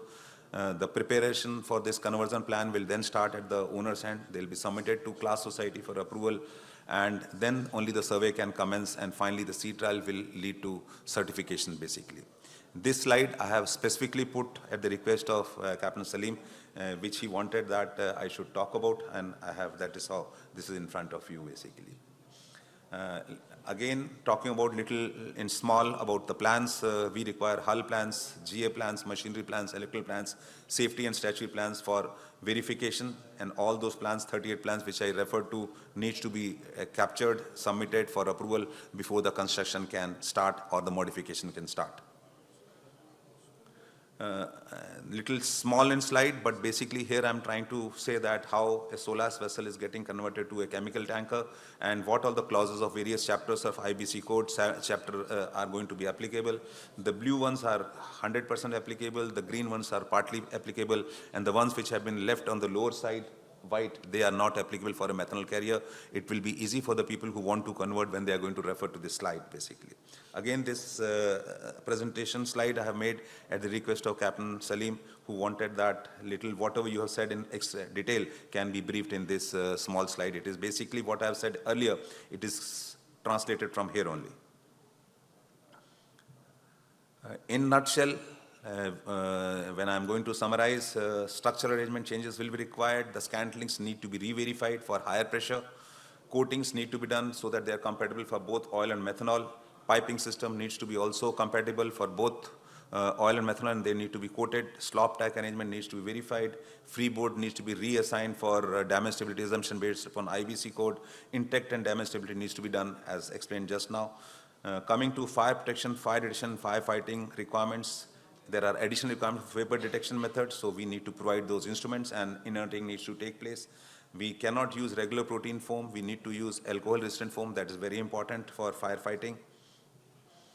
Inerting and ventilation, accommodation, ventilation, cargo pump, cargo PV wall arrangement needs to be re-verified because they have to, where they have been placed, because this requires little away from the hot locations basically, because this has got, it evaporates very fast, so we need to look into that. PV wall settings have to be done at a higher pressure, 0.02 to 0.07, and pump room air changes have to be improved from 25 to 45 air changes as told earlier. Regarding pumping and piping, we have to see impact on the piping. The design has to be seen whether the piping is designed for the higher pressure. Gauging requirements, close gauging becomes important in case of methanol. Overflow control system needs to be looked into, although they are provided for both the cases, but they will have separate overflow control arrangements. Bilge and ballast piping diagrams have to be seen to meet the requirement of the IBC code. Operation safety requirements, which we said, vapor detection systems for methanol needs to be provided. Changes needs to be made for the production equipment, and STCW requirements need to be met for all the crew when they are going to carry methanol basically. On the right side, I have talked to various slides which I have been referring to. I have just briefed over here what I just said in detail when I was talking about basically. And that's the end which I have tried to capture in my methanol when a cargo is going to be carried as methanol basically. If in case you have any questions, I'll be too pleased to answer you. Thank you very much, Vijay. Vijay reminds us the importance of close cooperation between owners and always our class. Can't do anything without class. So let's do a 15-minute coffee break. It's an opportunity to also mingle, get to know one another, and then we can continue the rest of the conference. Thank you. I will start this session with the bunkering video from Methanex when they bunkered their vessel ship to ship in Rotterdam.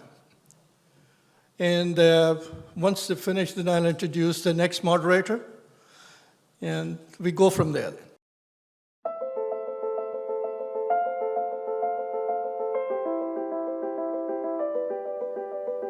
Methanol is the marine fuel of today and into the future.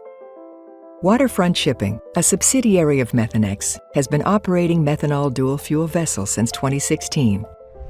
We take pride in our leadership role in advancing this technology and the support it can provide to the shipping industry to transition to clean-burning methanol as a lower-emission fuel. Now, Methanex has demonstrated that bunkering methanol is as safe and simple as bunkering conventional marine fuels. On May 11, 2021, Waterfront Shipping launched the first-ever barge-to-ship methanol bunkering operation at the Port of Rotterdam in order to prove the ease of methanol bunkering. The Takaroa Sun participated in this operation, becoming the first methanol-powered ship to be fueled by a standard bunker barge.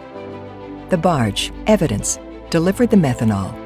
Once alongside, the bunkering process began. First, safety meetings between barge and vessel personnel, as well as terminal and vessel personnel, took place. Procedures for the safe bunkering of methanol as a marine fuel were developed in partnership with Lloyd's Register, the Maritime Classification Society, and the Methanol Institute. Next, the hose was extended by crane, lowered, and connected to the barge manifold to begin the bunkering. Finally, once fueling was complete, the barge's hose was disconnected from the vessel's manifold. Methanol bunkering is safe and simple, using the same standard bunker barges and shoreside infrastructure that conventional marine fuels use.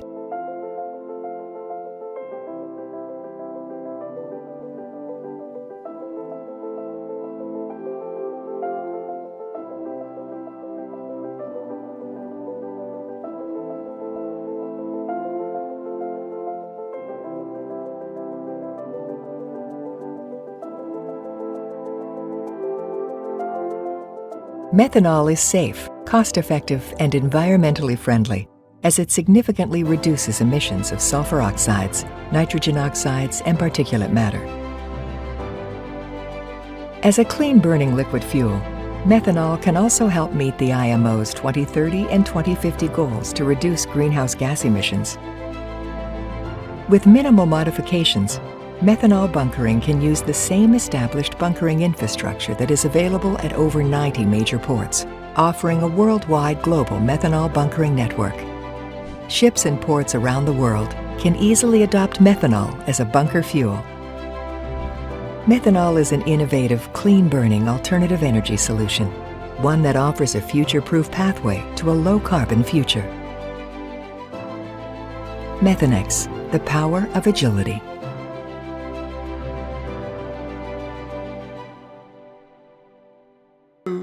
Call Mustafa from Energy Petrol, who's the moderator for the second session. Mustafa is in bunker industry since 1986. He's the founder of physical bunker supplier Energy Petrol, and he's currently IBIA, International Bunker Industry Association board member. He also served Turkish Chamber of Shipping as assembly member, reserve board member, and bunker committee chairman. Welcome, Mustafa. Thank you. Thank you. I think I am the only bunker supplier in this room, but I can't supply you methanol. I'm sorry. Methanol, I am, yes, ABA board member, and we got our 30th large dinner last week in London with 1,000 people joining. I talked to many people, and actually the big ones, abiler, they want to buy 1 million tons of methanol, but there is no methanol in market. They are ready to give very serious contracts for 1 million tons of methanol for buying incoming 10 years, but you can't find. They need 2 million tons, they can find 20,000 tons. In total, there is, I think, 110 million tons of methanol production, but the bunkering market itself is 250 million tons. So this is the main issue for methanol, I think. But we shall see how it is going next. I don't think you need any introduction, Captain, but he is long enough in this shipping industry for 52 years, so immediate after you were born. So, and he has several hats, several certificates. I have to read really long story, but let's say everybody knows you. And Captain, please, floor is yours. Thank you. Thank you, Mustafa. Thank you, Mustafa. Yes, you mentioned about the bunker, the methanol availability. I think the nameplate capacity on methanol is 130 million tons globally. And the utilization at the moment was, I think, 82% or 83%. So there is still capacity available. And if there are clients, I'm sure the producers will make more capacity available. And I'm going to talk about on the green methanol. There are different, lot of myths about methanol which are in the market. And I'm going to try to address few of them because of the time constraints. Well, C-Commerce is a consulting firm established in Houston, Texas in 1992, October. And I was a ship owner and used to operate ships. In the 90s, at any given time, I used to have 25 ships on charter and used to own 2 ships. But unfortunately, it didn't last. But anyway, then we do consulting work on the full spectrum of shipping, maritime. In addition to that, I also consult on terminal siting of LNG terminal, regasification terminals also. This slide is the executive summary of my presentation. That do not believe in anything simply because you have heard it. Do not believe in anything simply because it is spoken and rumored by many. But after observation and analysis, when you find that anything agrees with the reason and is conducive to the good and benefit of one and all, then accept it and live up to it. And when I present, I always say this is the point of view, my point of view as a professional. And you have to do your own due diligence if you want to pursue further. Now, sadly, the shipping has only got 2.7% of the international GHG footprint. But it is one of the most heavily regulated industry. And I don't have that slide which shows that the footprint of shipping industry is very, very minuscule when it comes to compared to aviation or other land transportation or rail. And the ship owners are continuously bombarded with more regulations and more regulations without the people taking into consideration that the ship has got a life of 20 years. And if it's 15 years old, it has got a 5-year of earning period left.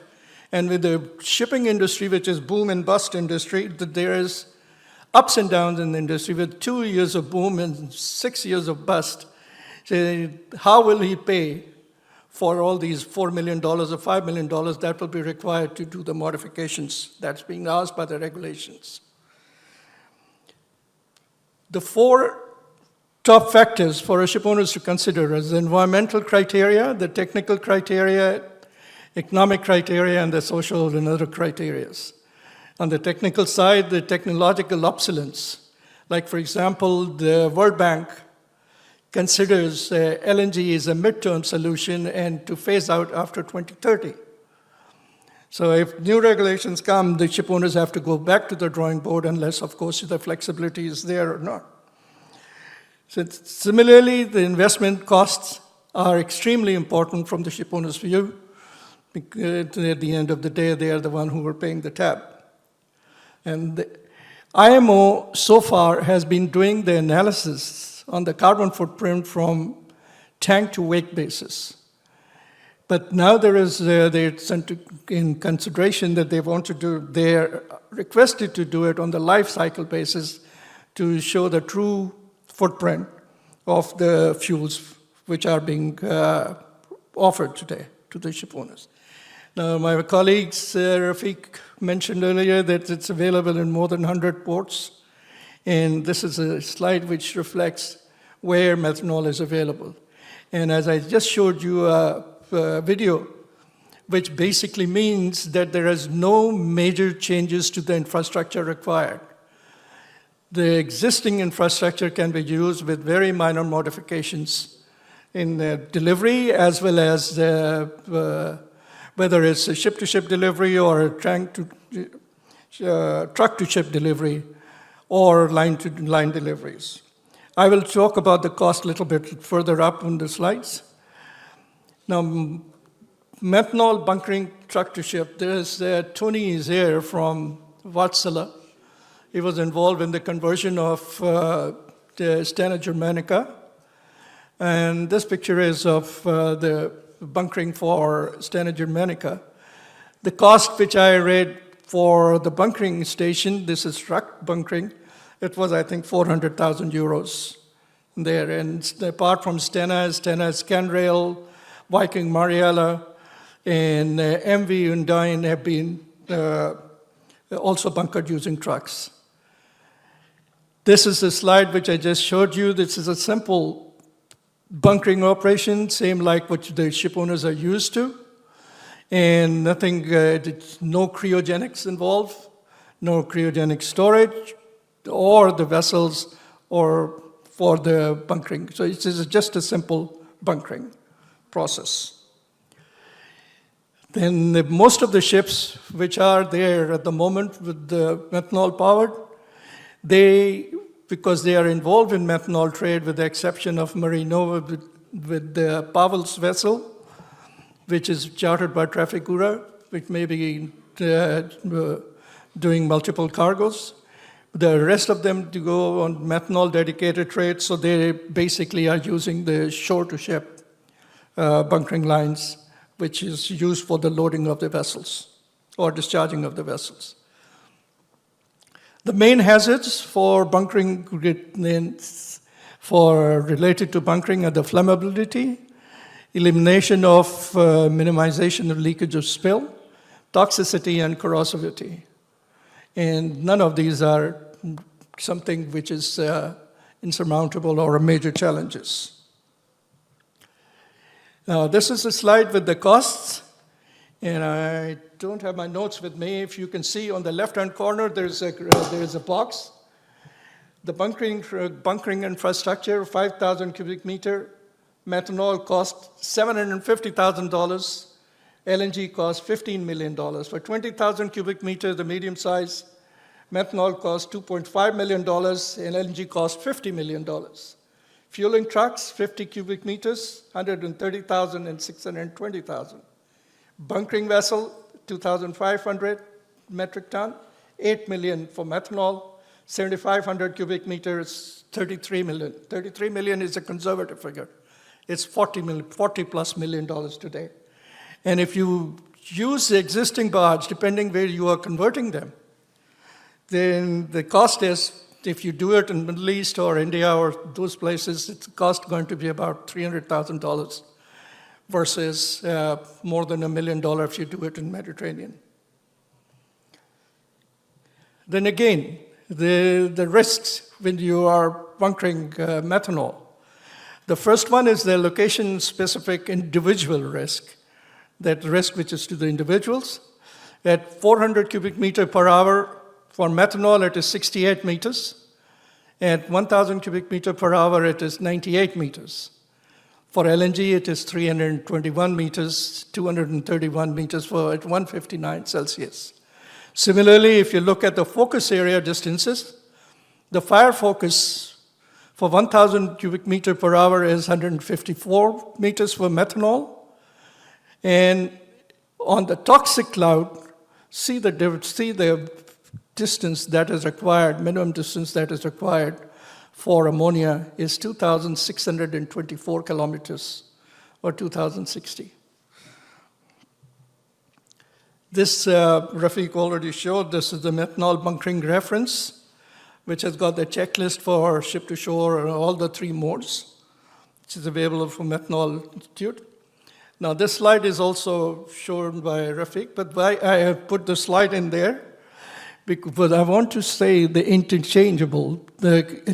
Methanol mole is totally interchangeable or fungible. So from gray to blue or green, it doesn't make any difference. You can use the same tank, and you don't have to do any cleaning, and you can mix it on board the ship. And what I have labeled as the orange color, this is my own labeling. It basically shows you that in order to reduce the carbon footprint, because gray methanol has got 10 to 15% more carbon footprint, and if you want to comply with the IMO regulations, you want to reduce it, you can mix it with green or blue methanol to reduce the carbon footprint. There are frequently asked questions, because this is my 15th seminar, and I've been bombarded by the questions about methanol all the time. But I will address some of these questions while going forward. This is another thing people generally talk in general, that 2.16 is the conversion factor. Basically, 2.16 amount of methanol is required for 1 ton of diesel. This is a calculation, a simple mathematical calculation, taking the calorific value into consideration.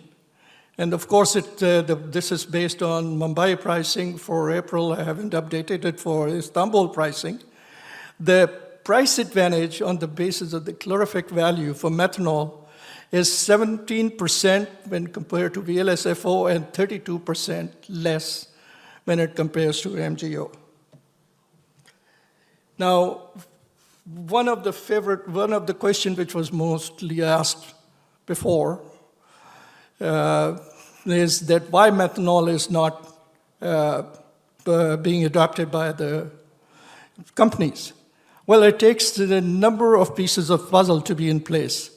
The foremost is the regulatory framework, engine technologies, bunkering infrastructure, and take-up of the alternative fuel to begin with.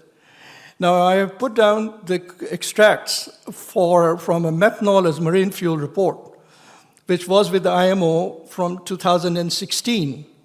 The gap is the one, it was a mature technology, and the only gaps were the one which I have highlighted, and it could have been adopted into IGF code in 2016 instead of waiting for another 5 years to issue the interim guidelines in November 2021. And if that would have been done, the ship owners definitely would have considered, but still there were ship owners who considered without the guidelines in place, and Tony from Warsaw will talk about that. And the waterfront ordered the ships, and in 2016 they are operating it. Another myth which is said that the methanol is corrosive. All the time I hear from everyone. Not an issue, even though this is a MAN extract from MAN, not an issue, even though the methanol is corrosive, no changes to the corrosive level in the combustion chamber are expected when using it as a fuel in standard engines. Already today we have quite corrosive environment using the fossil fuels, and the combustion chamber is designed to cope with it. Methanol burns at 1300 degrees Celsius, and consequently all methanol molecules will be burned. Now, talking on alternate fuels. On the ships, we have got restrictions because of their space. And the tanks which are used for methanol, you can use the existing tanks, bunkering tanks, with inerting it. And there's some changes to air pipeline, CCTV monitoring and ventilation and all that. But what is interesting, everything is on the basis of, when you consider the fuel storage on the basis of MJ per liter, it has got a better storage facility, a better storage factor than LNG on terms of the storage of it. And of course, the difference is that methanol is non-cryogenic. It can carry it at ambient pressure and temperature. It doesn't require any extra cryogenic or pressures or lines. So where is the technology today on methanol? This is for the green methanol, basically. Oh, what happened to my slide? There was another slide here. This is about the readiness, and you can see that the e-methanol and the blue methanol is a very much better fuel than the other fuels which are reflected over here on this one. So what are the costs? Production cost for marine fuels, hydrogen is the lowest in terms of the production cost. But the delivered cost for the fuel, methanol is the lowest for the delivered cost on the basis. This is biofuel process. This is the biofuel process, and another thing which is talked about is that it's not enough feedstock available. Well, a recent study by Imperial College London in October 2021 on European biomass availability concludes that the potential availability of sustainable biomass with no harm to biodiversity could support an advanced and waste-based biofuel production of 175 million tons in 2050. In other words, just the European sustainable biomass alone could more or less support the global marine requirements of 178 million tons of biomass fuel. Whale-to-wake emissions. So there are two lines up there. One is for the extraction, basically for like natural gas and using natural gas. The other is by using the e-fuels. And you can see that the bio-LNG has got minus 0.1 emissions. Green hydrogen has got 0. Green methanol has got 0.05. And green ammonia has got 0.17. No, LNG is 0.84 if it is made from the natural gas, the first track. VLSFO is 1.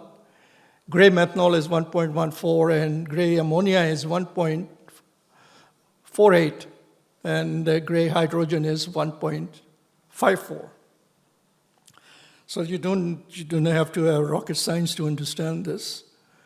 So what I think it's the summary of this on the alternate fuels. I think batteries are severely limited by density as far as the long-haul shipping is concerned. But for short potential, strong potential for the short haul, hydrogen in gas form is limited, but liquid hydrogen is acceptable as ammonia. Biomethane and biomethanol are much closer to the high density seen in the fossil fuel solutions. Emissions reductions are greatest for biomethane, as I showed in the previous slide, green ammonia, green methanol, and hydrogen. However, ammonia has a question mark over the nitrous oxide emissions, which can potentially increase its global warming potential as a fuel. So what are the conclusions from this? There is no silver bullet, nor one shoe fit all. Hence, the alternative available options should not be ruled out as individual use case will work better with some solutions than others. So it is basically the pie is there, and that pie can be split between hydrogen, ammonia, and LNG and methanol. It doesn't have to be one, but it depends what solution suits you as a ship owner in the cost-wise or when it comes to the economics of it and the longevity of it according to the life of your ship. I will end my slides, and thank you very much. I am happy I can see a lot of women in the room. We are in safe hands for methanol at least. Next speaker is Miss Nalan Erol. She is working for Uzman, and she is also studying PhD in Istanbul Technical University on shipbuilding and ocean engineering. She is also part of EU project Horizon, and also building tax for methanol tax. Please, Nalan. Hello, everyone. Thank you for your time, first of all. I will start with a small introduction, and then I will speak about methanol properties, and I will speak about our project. And as my main target is, I will speak about the design challenges, and I have an efficiency example to show you, and try to conclude by not taking your time much. Okay. As a start, I hope you can hear me. I guess it's better. Okay. Following the IMO strategy, we took action for reducing SOx, NOx, CO2, and PM, particulate matter. And when compared to the current technology available, methanol is an efficient fuel to be used on board. So we made a step for a methanol dual fuel tugboat design with Robert Allen design. Of course, there were some difficulties on class rules side. However, compromising, as it's the basic part of shipbuilding, made it possible to develop the product. Now I will briefly speak about these difficulties and how they are solved during the preliminary design phase. As the previous colleagues and firms mentioned, actually it doesn't seem difficult to convert an existing vessel to a methanol burning vessel. But when you're speaking about a tugboat, when you fill in all the equipment in a small place, then it comes, then the problem starts actually. I just have two of the properties of the methanol because these are the basic ones that affect our design studies actually. First of all, the energy density is approximately half of the marine fuel that we use today, and the flash point is 12 degrees, which is very low. But on the other hand, it is safer than most of the fuels. So these are the basic things that we take into account while designing our tugboat. Let's start with our project. Actually, this is one of our most produced tugboats, 32 meters, 80-ton bollard pull. We thought if it is possible to have it in methanol. And we finally found a solution. We hope that it is possible. as in dual fuel mode for now, and with a good capacity of methanol, actually 100 meter cube. It was 80, but then we were in contact with the class authorities. Now it's bigger. Okay, now let's move on to deeper for the technical issues. Okay, to start with, it's easier to cope with than LNG, and it is a liquid fuel. And the most difficult parts are about the methanol tank location, the methanol protection, its inerting and venting, the spill containment, vapor and fire detection, firefighting, hazardous zones, and bunkering. And as I should mention, for our project, we are working with ABS, and the available medium-speed engine was ABC from Belgium for dual fuel. But this is for the start of our project, because we are strictly following the new products available today. So these may also change. Okay, let's start with the engine room, tank room, and the thruster room layout, which is actually the most difficult part to fit in. The tanks need to be in front of the aft watertight bulkhead and at the back of the first watertight bulkhead, and they shouldn't be in the engine room. Okay, so where to place it? It's here. And then you need some cofferdams to make them separate from the engine room and from the thruster room. But as mentioned before, it is safe to use the sides and the deck of the hull. So thanks to that, we have more capacity of methanol now. And for the fuel preparation space, it entered into our lives with methanol. As you can see, it has to be airlock, and it has to be separate for 2 engines, and it is a little bit difficult to fit it in there. And also, as you might see, this is specific to our design, that the tanks are below the shaft line. This is another problem, because the shaft can get high temperatures, so we needed a cofferdam above the shafts too. And also the exhaust system. Burning methanol has lower levels, but it again needs SCR for the current technology to be IMO Tier 3 or EPA Tier 4. And for the ventilation system, we again need airlocks and cofferdams. And we are, oh, sorry, I moved too fast, okay. And for the, maybe I should follow my papers now.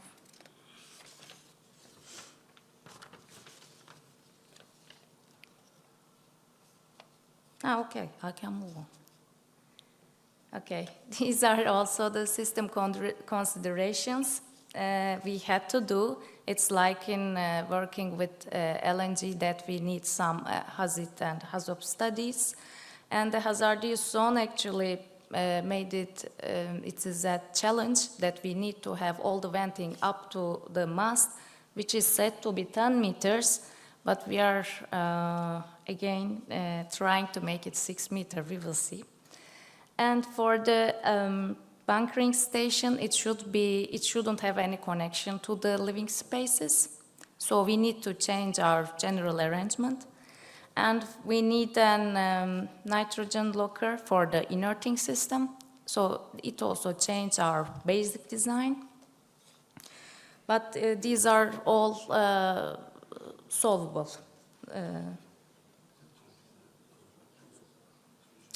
And I guess this is the most interesting part of my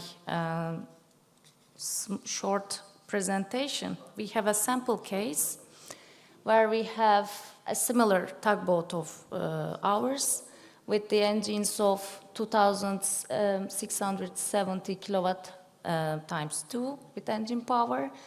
It's working in Cabo Negro, studied. And you can see the running time, it's almost 6 hours.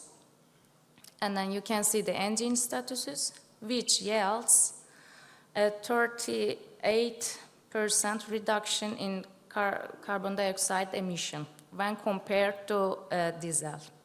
If you use gray methanol, it is minus 3%. These numbers make us a little bit confused because actually we were waiting for a larger reduction in carbon dioxide, but as the engine manufacturers confirm, the study is going on, and until we are in contract design phase of our project now, and until we began building the boat, probably the dual fuel percentage will change because it's now 70% methanol, 30% diesel. It may end up with 15% of usage of diesel. Then these numbers might change, which is a good number actually if we can finalize the boat in 2024 or 5. So within 2 years, we will have approximately 40% of reduction in carbon dioxide emission, which is a good number, actually. And as a conclusion, as I said, I like short presentations. The methanol capacity can be increased by deleting cofferdams in way of side shell. As I mentioned, I'm turning back to my design challenges subject. And the vent mast can be 6 meters instead of 10. I hope it happens. And then CO2 reduction rate will increase, hopefully, with the technology. And we know that nothing comes easy, so that we will follow the technology and try to adapt it to our products. Thank you very much for your listening. Speaker is Professor Mustafa İnsel. He is graduated from the Istanbul Technical University and got PhD degree in University of Southampton. He has been lecturing for over 25 years for Istanbul Technical University and World Maritime University. He is advisor to Turkish Chamber of Shipping and also Turkish Yacht and Shipbuilders Association, and also committee chairman for Turkish Shipbuilding Association. Okay, as the time passes, I will try to be quick, so I open up my clock as well. I will be talking about the situation on the Turkish maritime fleet. We are talking about carbon dioxide emissions. It's better to talk the basics about it. The basics is the carbon dioxide emissions is all depends on how much fuel we consume. So anything reduces the fuel consumption will reduce the carbon dioxide emissions. It's roughly 3.2 tons of carbon dioxide per tons of fuel consumed. LNG improves it, but not sufficiently. So search for alternative fuels is started.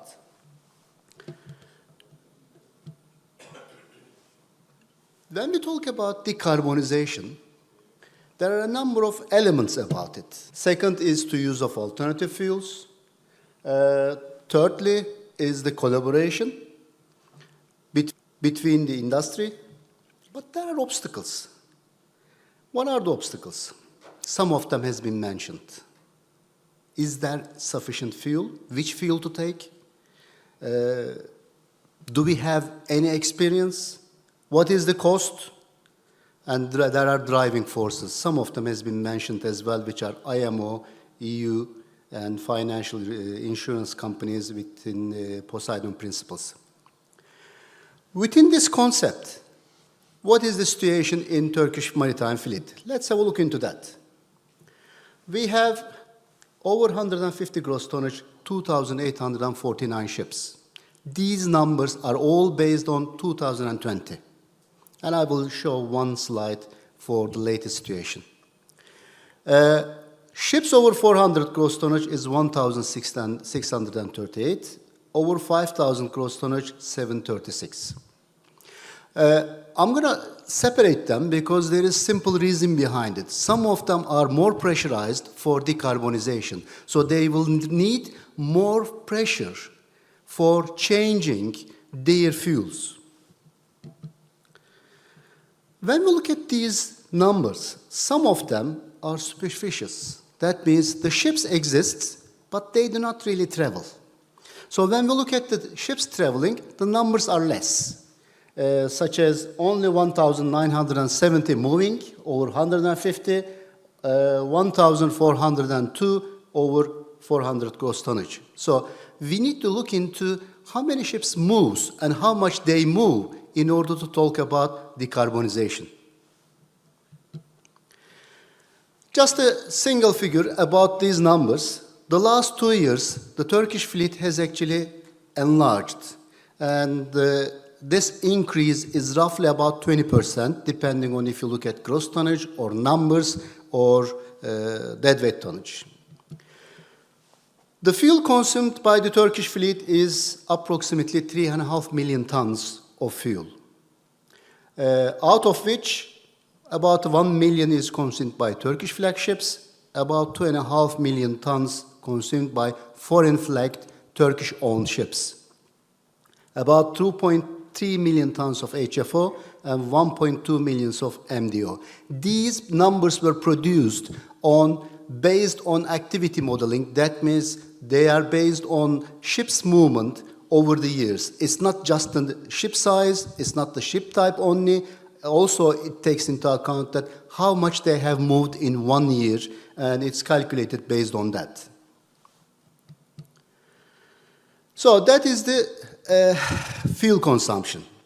But when we take into ship types, we can notice that the main fuel consumers for Turkish fleet is the bulk carriers.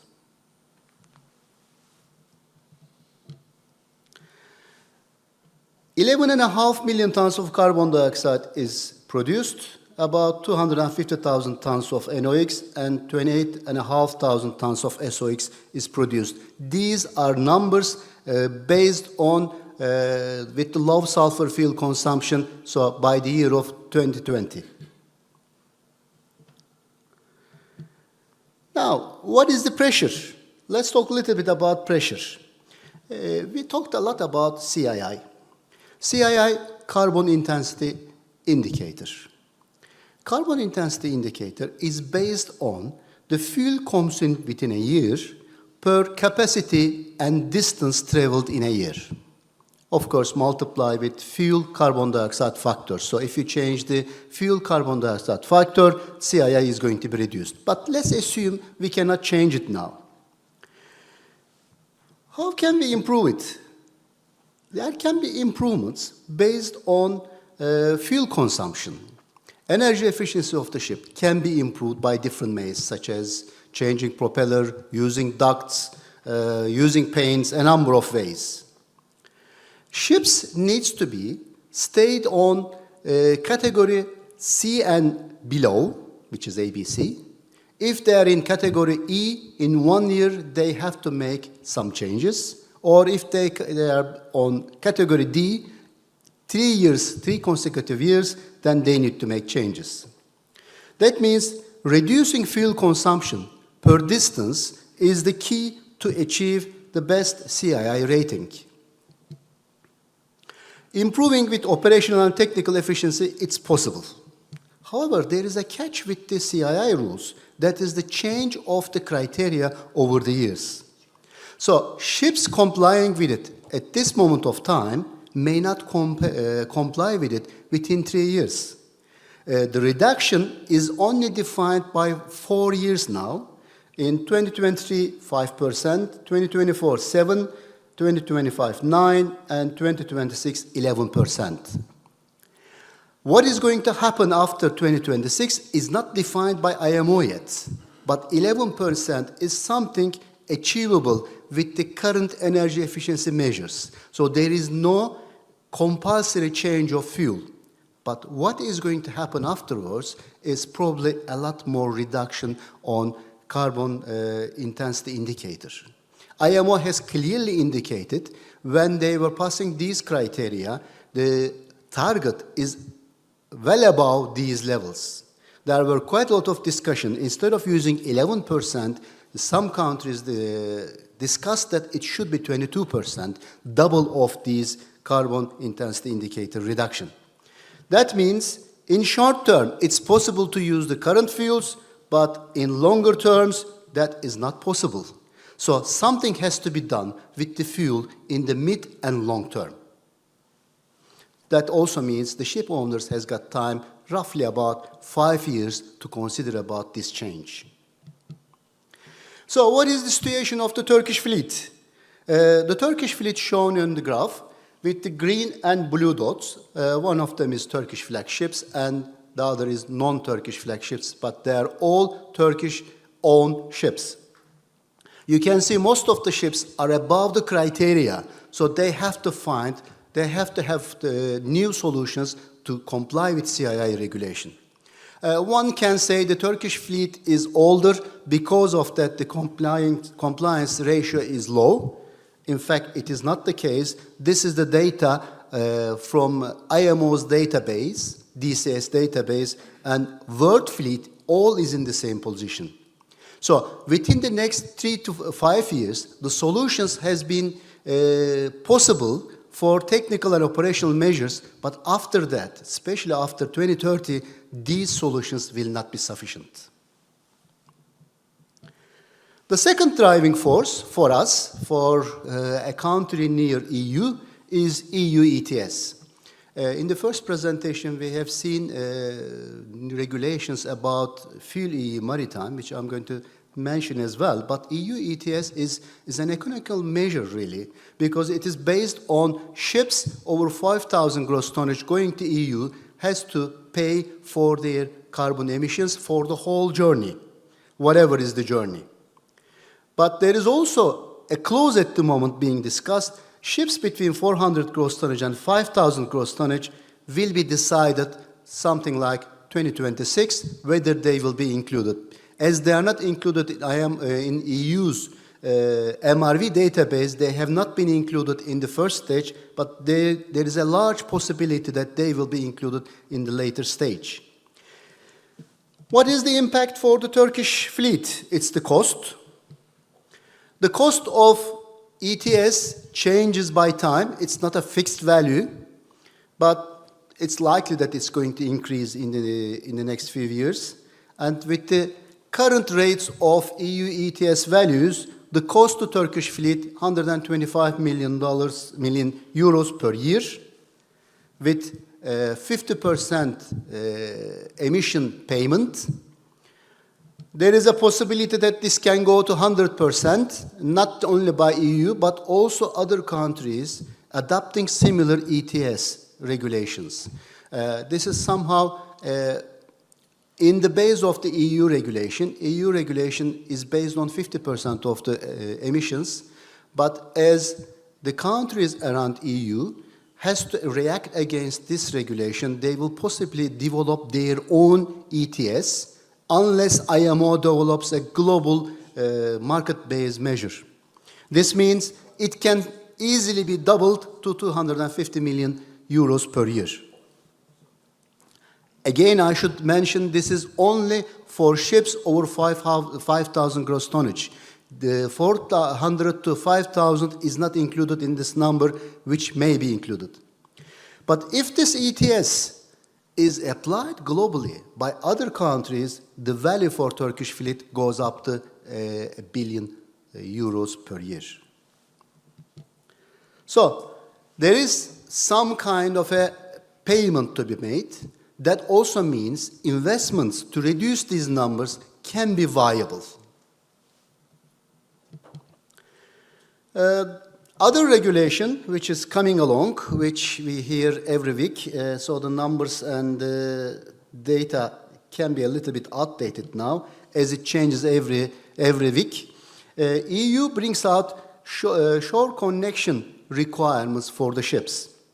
There is no necessity in this country, in Turkey yet, but it will possibly be somehow required for most ships. Simply to comply with CII regulation, ships using shore power connection in the ports will be beneficial.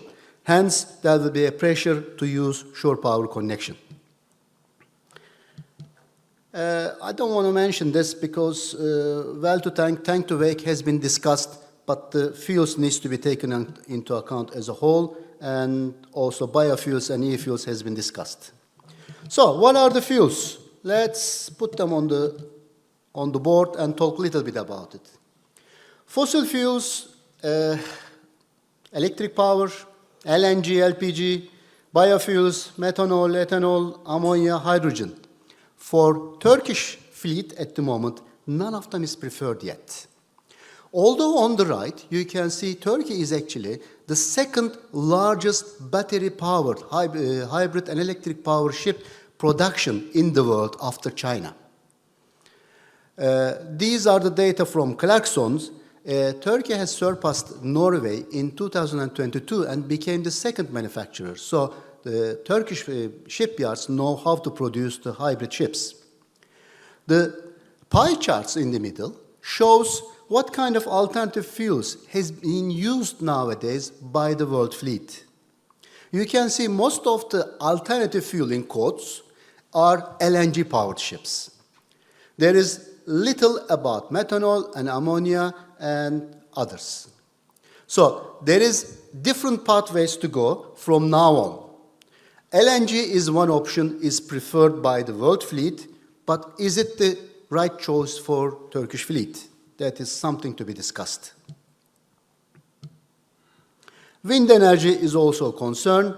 I'm going to skip that, and I'm going to skip that. There is lots of things discussed before.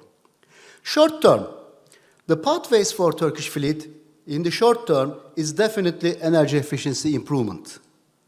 Slow steaming is something still needs to be discovered more, but not only by reducing the ship speed only.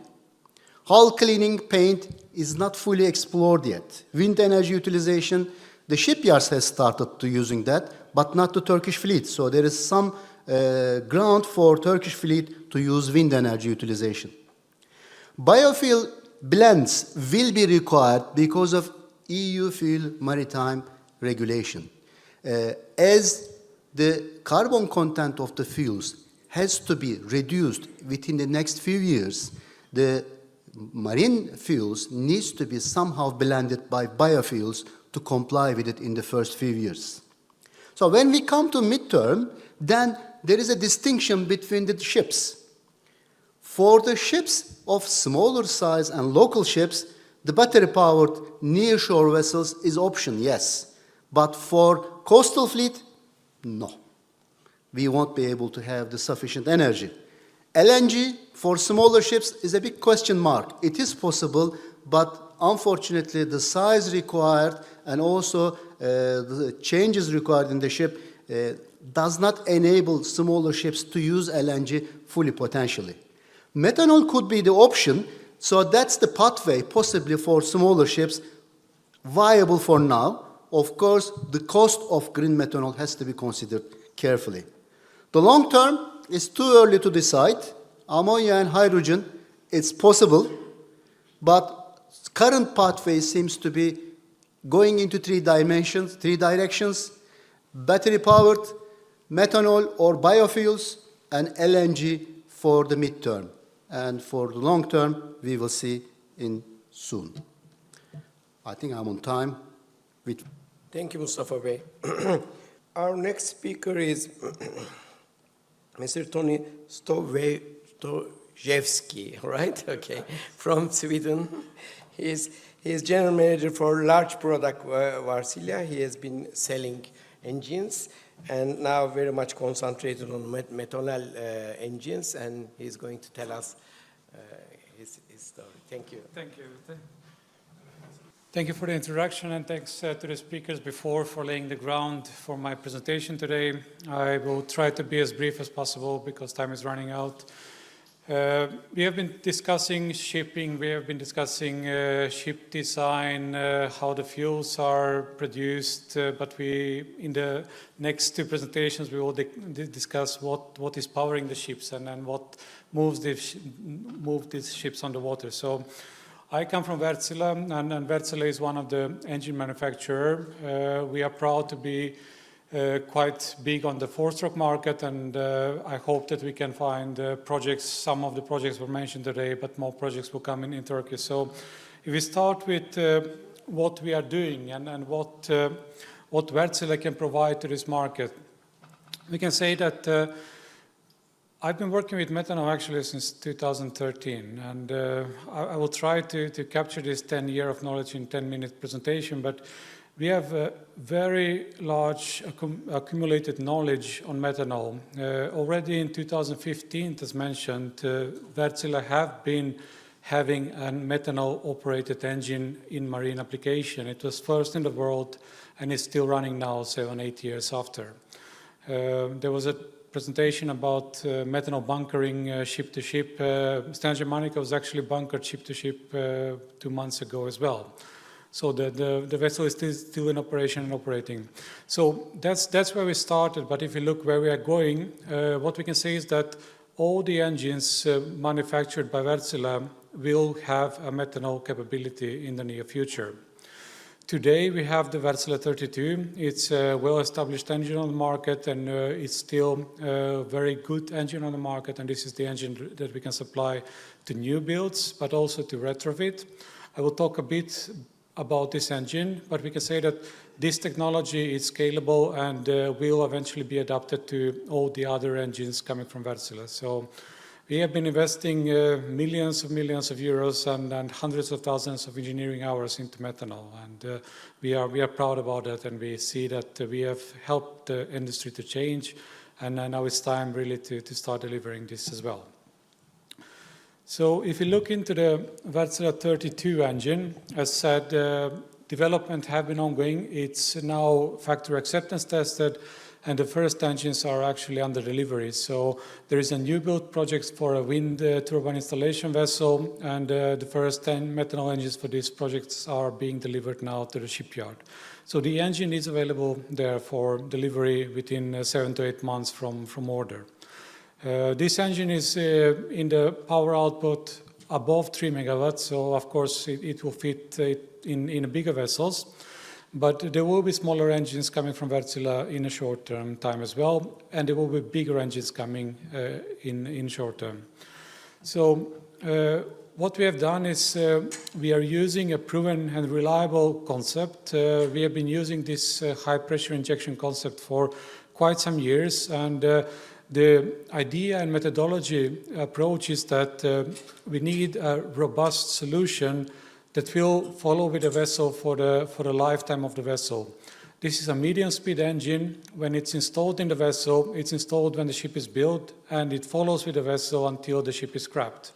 So during this lifetime of the vessel of 20 plus years, and we have engines been running for 40 years as well, certain solutions and certain flexibility needs to be there. So the approach here is full fuel flexibility. It can run 100% on diesel, or it can run almost 100% on methanol as well. And switching between fuels is seamless. So you can switch between fuels whenever there is a need to do so.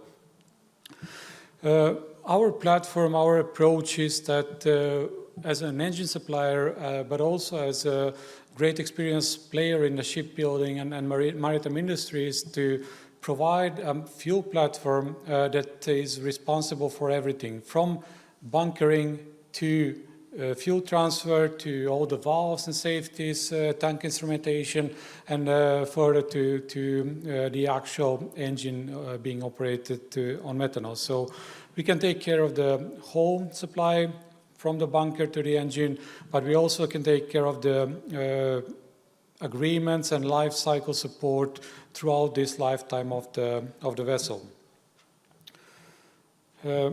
If we look how the systems look like, it really depends, because the systems are quite ship-specific.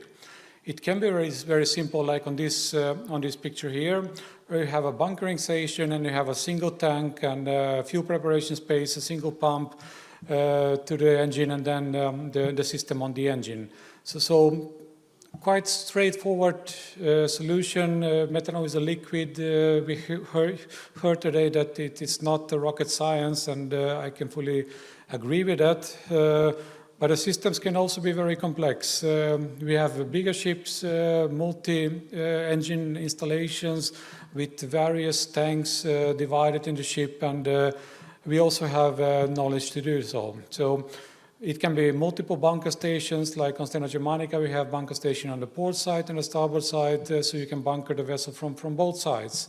And yeah, all of this needs to be combined, and all of this needs to be working together, and all of this automation system needs to communicate with each other. And this is our strength, that we can deliver the full systems and take responsibility for the full system, not only the engine itself. Just briefly to look into, as I said, starting from the bunker skid, something that Wärtsilä can supply and are supplying and also designing. Then we go further to the fuel transfer system. This is the skid. It's modularized. It can be installation specific, or it can be a standard solution, depending on if you talk about retrofits. On retrofit, there is a challenge always to find a space. So this module can be divided in smaller sections and installed in a retrofit, or if you build a new vessel, then the space requirement is much easier, because you can build a space around the equipment supplied. Then further going to the fuel valve systems, to the valve train, this can be wall mounted, not much space required. You can see the filter system as well on the bottom right corner of the picture.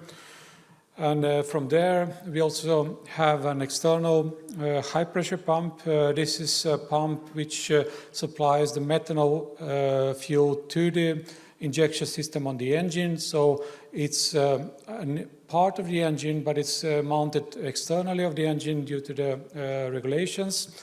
And what we use with this pump is we use a pressure of 600 bars. It's quite a high injection pressure for methanol, but I will also explain why is it important, and what's the benefit of that. So this is this is a pump which is installed in the fuel preparation space. If you just look into the fuel injection pressure, what was not talked about today is engine efficiency, and I think it's very important. We can switch fuels. I work on many ammonia projects as well, and I work on all the type of alternative fuels. But what is important is when you replace fuels is to keep the engine efficiency, and this is not always easy when you go to alternative fuels. By using a diesel injection and high pressure, and of course expertise from engine building, we are actually keeping the efficiency of the engine on a diesel efficiency point, and which this means that the engine consumes the same amount of energy as it does on diesel, translate to methanol volume.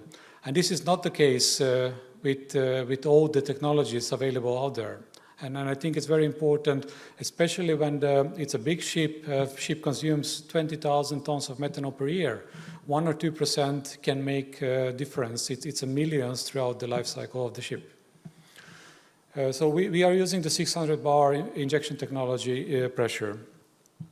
In order to keep this 600 bars of methanol preventing not to leak inside the engine, we are using a sealing oil, which is also high pressure, and the sealing oil captures, it's a barrier around the methanol circuit in the injector system, and it's automatically corrected, adjusted towards the methanol pressure. So the methanol is always kept inside the methanol circuit and going straight directly to the combustion chamber. If you talk briefly about the conversion, we talked about new build vessels and so on, but somebody else talked about the vessels which are out there today. And I fully agree that the lifetime of the vessel, it might be 15, 20 years ahead.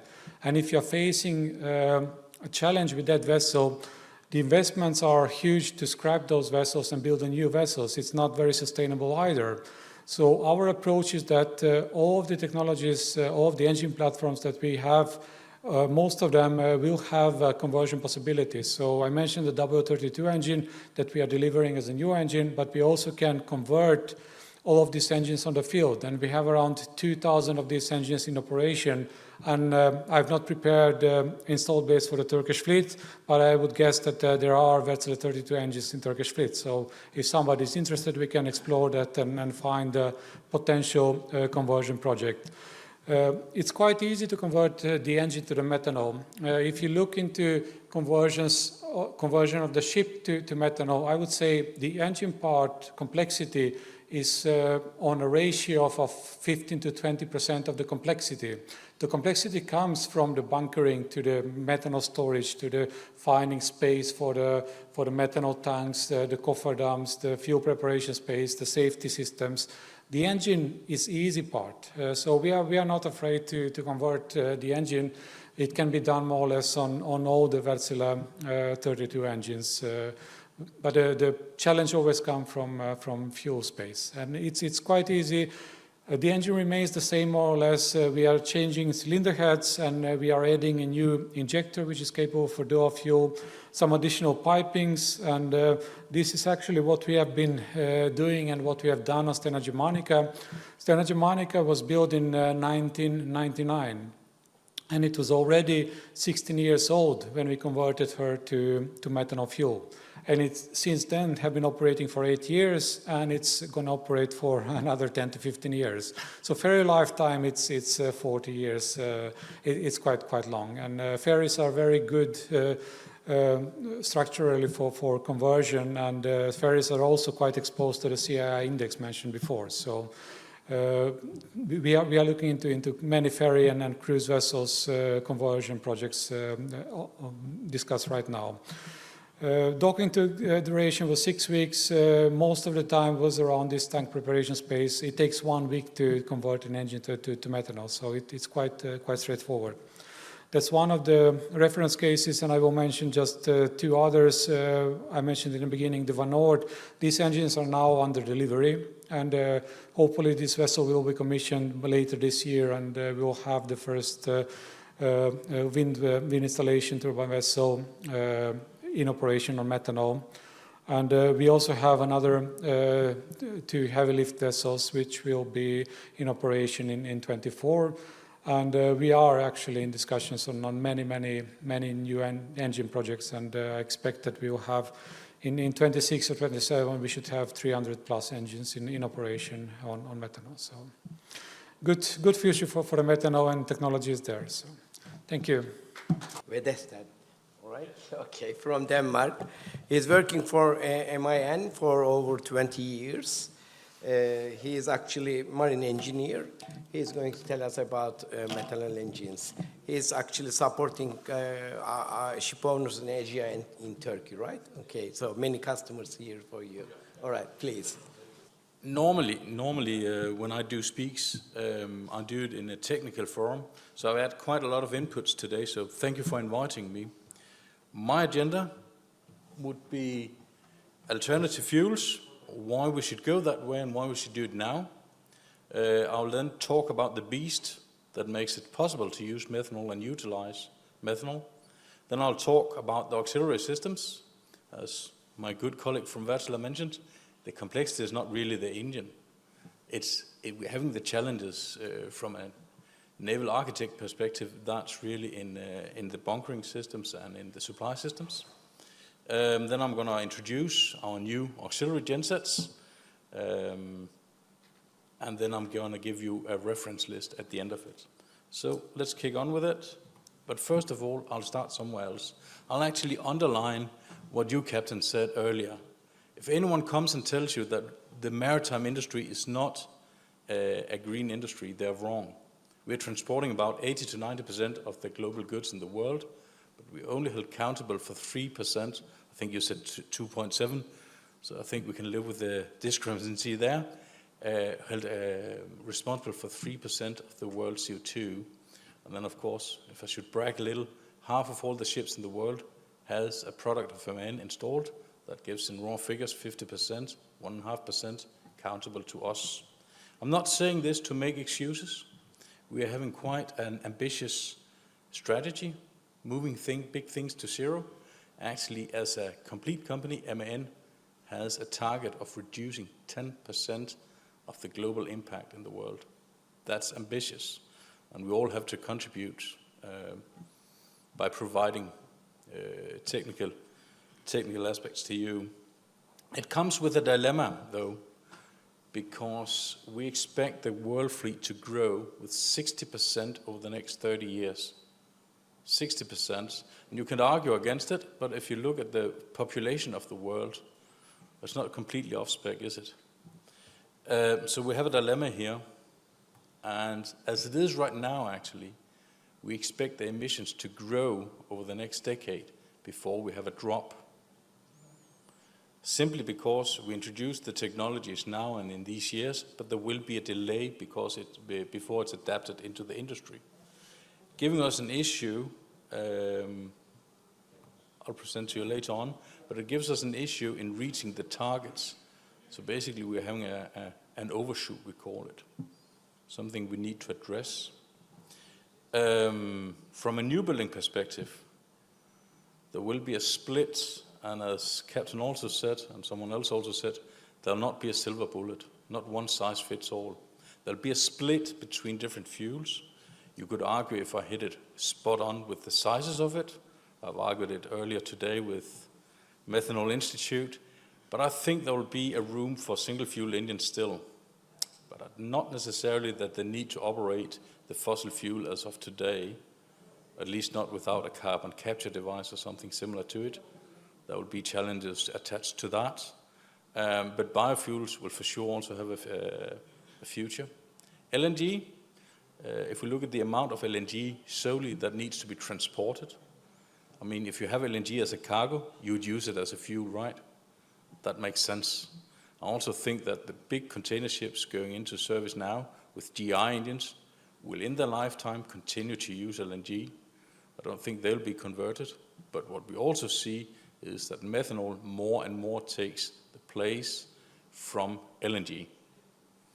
Ammonia, not ready yet, will come.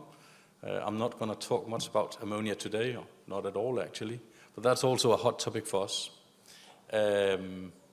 Briefly, we will put the first one on board a ship by the end of 2024. But if we should move that overshot from I mentioned before, then we need to act now, and we cannot wait for ammonia to be ready and adopted in. That's one of the reasons, well, that's the major reason why Maersk went in the direction of LNG. That's why KOSDER do it, that's why CMA do it, that's why OOCL is doing it. So we see right now that methanol is picking up. And if I look at my pipeline of future projects, 1/3 of it is methanol, 1/3 is LNG, and 1/3 is single fuel engines. That's in raw figure, how we see it right now. Enough about that. We also need to look at the existing fleet. And as my colleague from Wärtsilä mentioned, you should, as a ship owner today, consider the flexibility in what you choose. And on the two-stroke side, we can and have in the past retrofitted into different fuels. I think the one that has been mentioned the most is the LPG carriers that was born with a traditional conventional engine, but later on converted into LPG engines. We can do similar with methanol engines. And again, the engine itself is not really the thing. It is more a thing of naval architecture, where to keep the tanks, can the deck structure keep it, where to do the piping. You're already shocked, I can see that. That's more the case. The engine, we can make it work if we have a parent engine. Let's talk about the beast itself, the methanol engine, that enable us to utilize the methanol as a fuel. 4 takeaways, and you can basically say, if you forget everything else I say, these 4 things, please remember them. Methanol and the LGIM technology is proven already. We've had to put the first one into service in 2016 on an a methanol carrier, of course, similar size-wise to an MR tanker. It's the 50 bore. We have actually, this is a little bit old, we have more than 200,000 running hours to it, probably closer to a 250,000. Methanol can be considered as a green, basically if you use it as a green methanol, and we can always discuss, and we have discussed, will it be available or not? I think we have other experts here that can judge that better than me, but that's definitely one of the advantages by using methanol.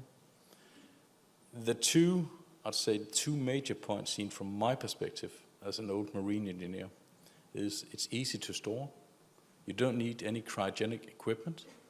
You can use traditional tanks.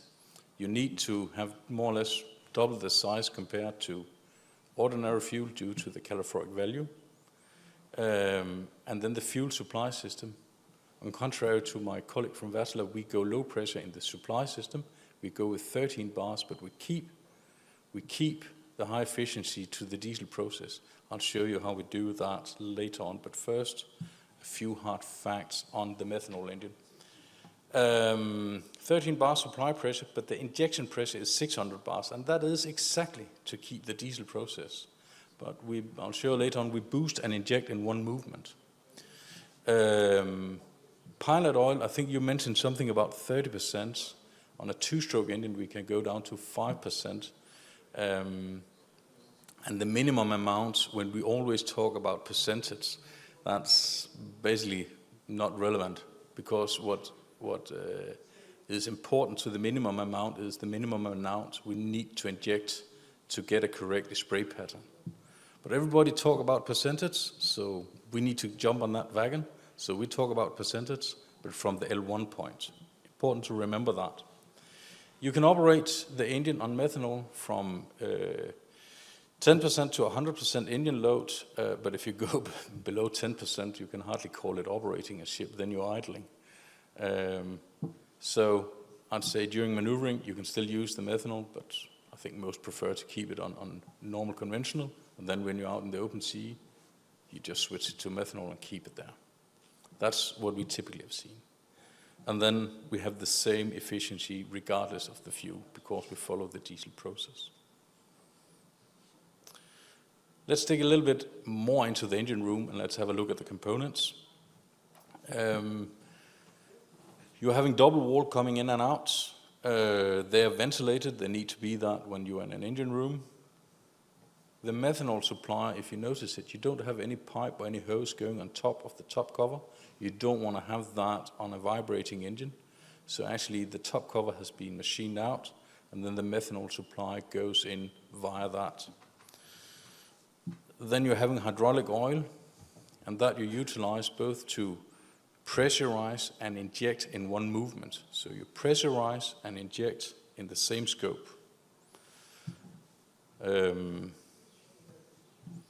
That's done by the FBIV valve. But when you're having a hydraulic oil supply system like that one, you also need an accumulator to damp any pulsation. You will have pulsation in a hydraulic system like this, and in order to damp it, you are having an accumulator. And as mentioned, we're having what we call the fuel boost injector valve. M is for methanol. So we boost and inject in one movement. What was that? Just hang on a second. Yeah. And then at the end, we're having some control valves just to adjust when we inject and when we don't inject. Important to remember that if you look at the total two-stroke engine and all of it, this is on the top of the engine. But the rest of it, look at it. It's the same structure as we had on the MC engine, and before that, the ones I was sailing with, the GBE. But the important part is all on the top, worth to notice. So I'd say any skilled engineers can be trained to handle and operate these vessels and these engines, that's for sure. Yeah, a little bit the same. Small competition for you. This is the FBIV M valve for a 95 bore engine, the very biggest one we have in our program. What do you think the size of it is? How long do you think it is, and what do you think the weight is? Give it a shot. Mevlud, you're not allowed, you know it. But the rest of you, give it a shot.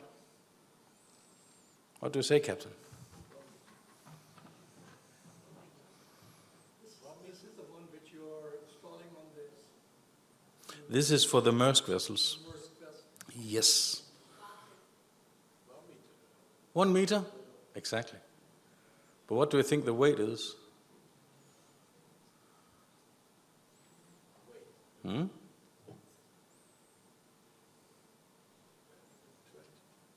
20 kilo? Exactly. 100 kilos, more or less the same as me. So I'd say it'll take a crane to lift that one, or good luck for the engineers. It is 1 meter and 100 kilos, and you can more or less, you can see the size of it. We put a helmet on top of it. So it is big parts we're talking about here. I'm not going to neglect that.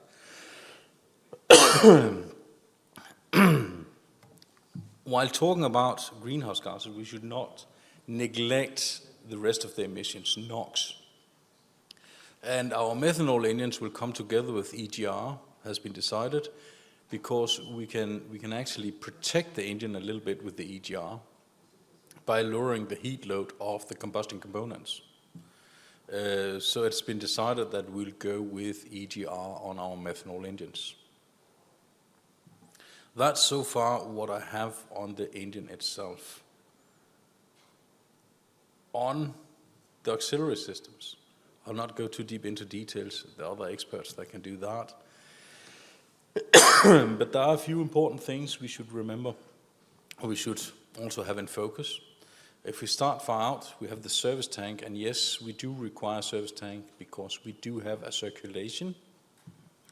And there will be some sealing oil in that one. We cannot completely avoid it, and you don't want to contaminate your bunker with sealing oil. So there is a service tank, and you will drain it back to a separate compartment in that one, and then you can drain off the sealing oil. Then you're having a low flash or fuel supply system. Again, we don't produce that. There are other experts to it. We have some close cooperations with, for instance, Alfa Laval, but also others. I actually think you've also to deliver to some of them. The fuel valve train is the interface between the engine and the rest, you can say, the supply systems. And that one, we don't necessarily, we don't make it ourselves, but we have a supplier where we have the full control over the production of it and of the quality of it. So they follow our specification and our drawings very tightly. And then we're having ventilation of the pipes and purging. You could say that now you have an engine that can that can burn methanol for the two-stroke, but what about the power side of it? And if you don't want to go with our competitors, you want to stick with us, we're actually developing auxiliary engines that can burn methanol. But here we follow a different principle. The engine we've chosen to be the first one will be the 2131 genset. We're having more than 2,500 in service of that. It's what we call the modern line, but it actually went into force first time in, I think, 95 or 96. And with that one, as with the two-stroke engine, you can burn any other fuels, but now we can also use it for the methanol. And why that one was chosen, I can show you later on. But first of all, here we follow a different principle.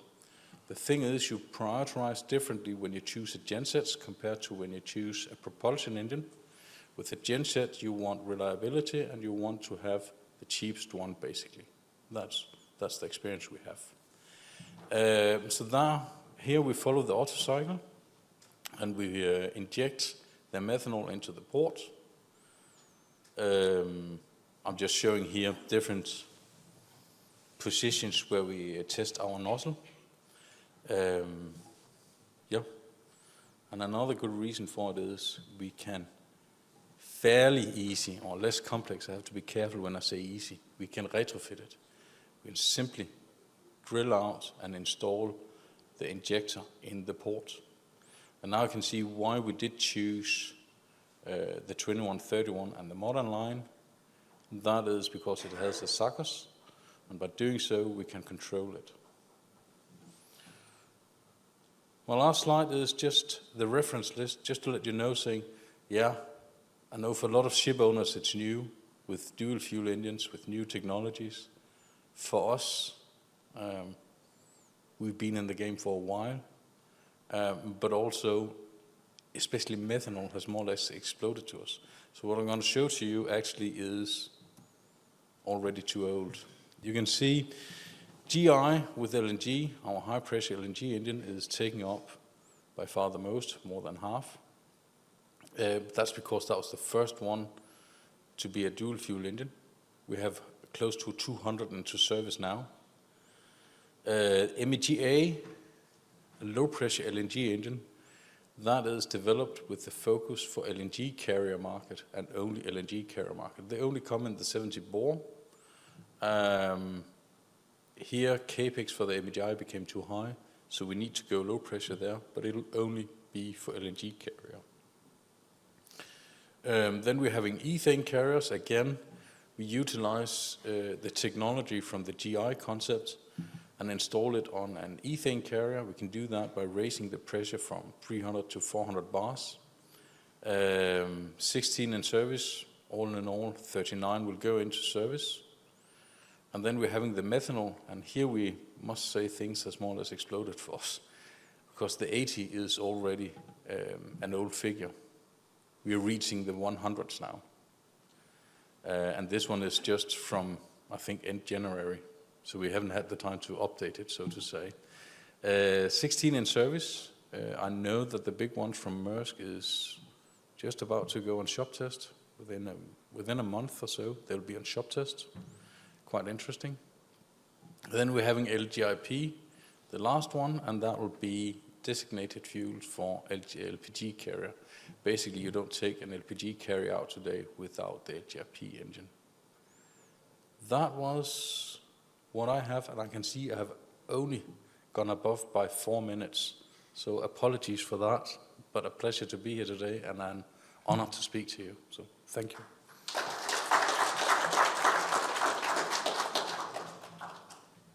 Thank you for all our speakers and also the attendees.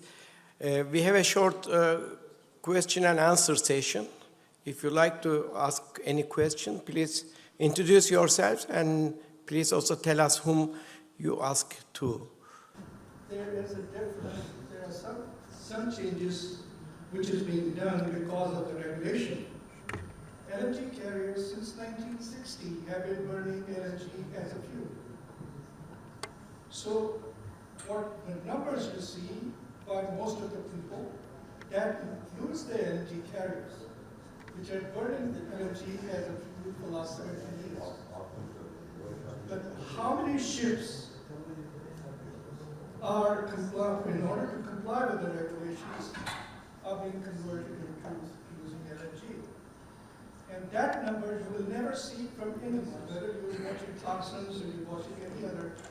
Nobody will give you the number, nor will they give you the breakdown and the dead weight, not CTT, dead weight of the vessels.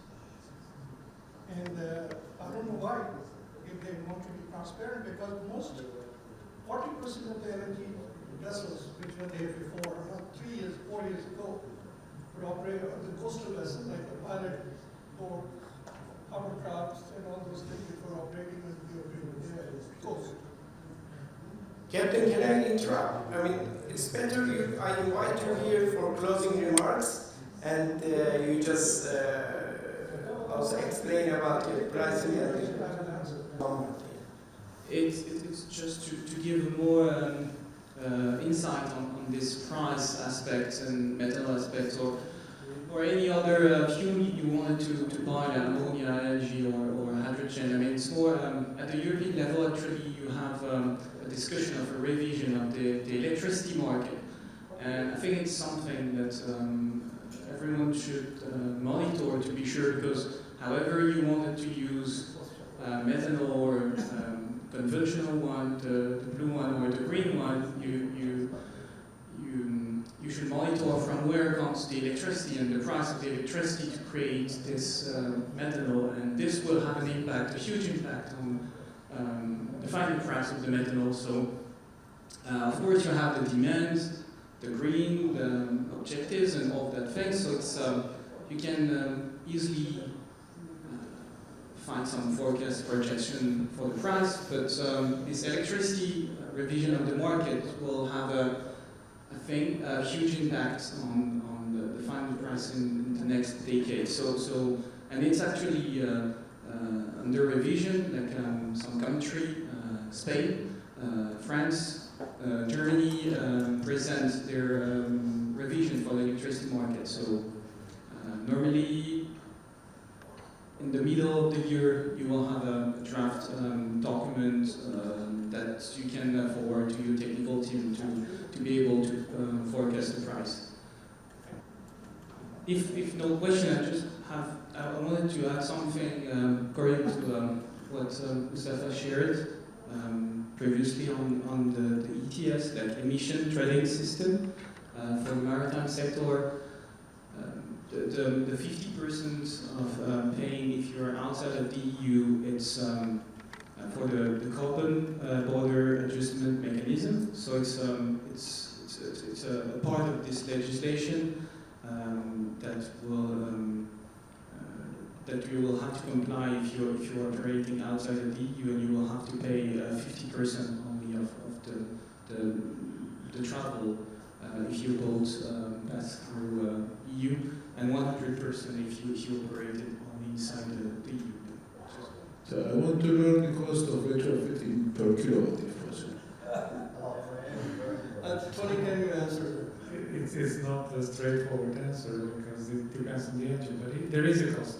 There is a cost. And again, the cost for the engine conversion is not something that you would focus on when you're converting a ship to methanol, because it's going to be maybe the 25% of the total cost of the conversion of the ships. But let's not downplay it. It is complex and it is costly. So it can cost €1 million for the engine. It can cost €2 million for the engine, depending on the engine. It depends on the configuration of the ship, as you said. But at least I would say below €5 million, you will not be able to convert a ship. That depends. There are solutions which are available.